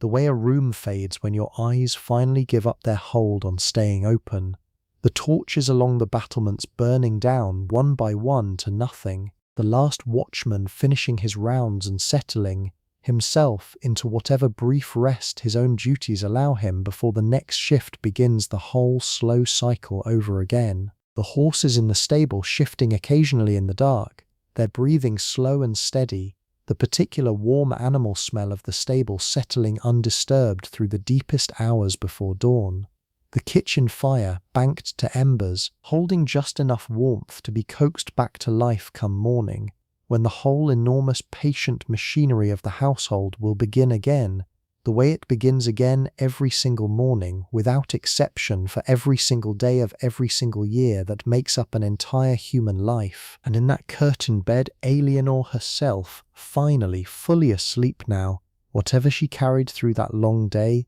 the ledgers, the careful diplomacy, the stairwell's particular private weight, folded away for these few dark hours into whatever quiet, wordless place sleep takes all of us, every night, regardless of century, regardless of rank, regardless of how carefully or how carelessly our particular world happens to be structured around us. Sleep in this one respect, if in almost no other, made no distinction between a noblewoman and her maid, between a knight and the boy who turned the spit in the kitchen. Everyone eventually, in the deepest hours of the night, simply rested, the great machinery of medieval hierarchy finally, briefly, entirely stilled. I want to leave you there in that stillness because I think it is exactly the right place to end an evening built around a woman whose entire life was organized around near constant, careful, visible effort. Let her rest now, the way I hope you are resting, or drifting steadily toward resting right alongside her. Let the whole castle, its walls and its towers and its long cold corridors, its counting room and its great hall and its narrow worn stone stairs, settle fully into darkness, into silence, into the particular deep quiet that belongs only to the hours before dawn, when even the most demanding, most carefully structured world finally, mercifully, allows everyone within it to simply stop. Somewhere outside, whatever century you happen to actually be lying in right now, the night is doing exactly what it has always done, exactly what it did for Alienor 8 centuries ago, exactly what it will keep doing long after both of us, you listening and me telling this story, are ourselves nothing more than a few scattered lines in someone else's careful, patient historical reconstruction. The night simply continues, indifferent and steady, offering the same basic gift it has always offered every tired person willing to accept it: rest, quiet, the temporary blessed suspension of everything the day demanded of you. Let your own breathing slow now if it has not already.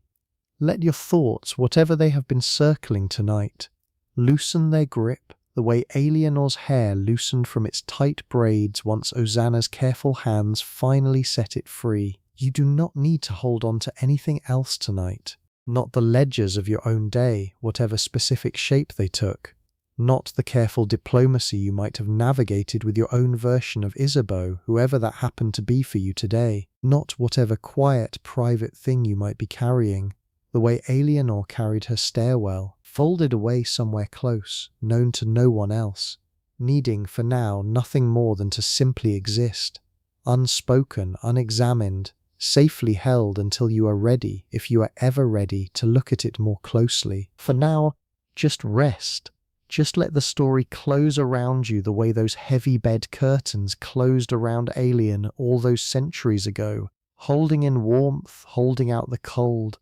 offering for these few hours at least a small, private, entirely sufficient shelter from everything the world will ask of you again come morning. Morning will come, it always does, but it is not here yet, and until it arrives there is nothing else required of you at all. Somewhere past the castle walls, dawn is still hours away, the sky over the fields and the forest beyond holding steady in that particular deep, unbroken darkness that comes only in the middle of the night, before even the faintest grey suggestion of morning has begun to touch the horizon. The tournament's temporary camp sleeps on, tents and banners hanging still in whatever small breeze moves across the field, the horses settled, the fires burned down to almost nothing.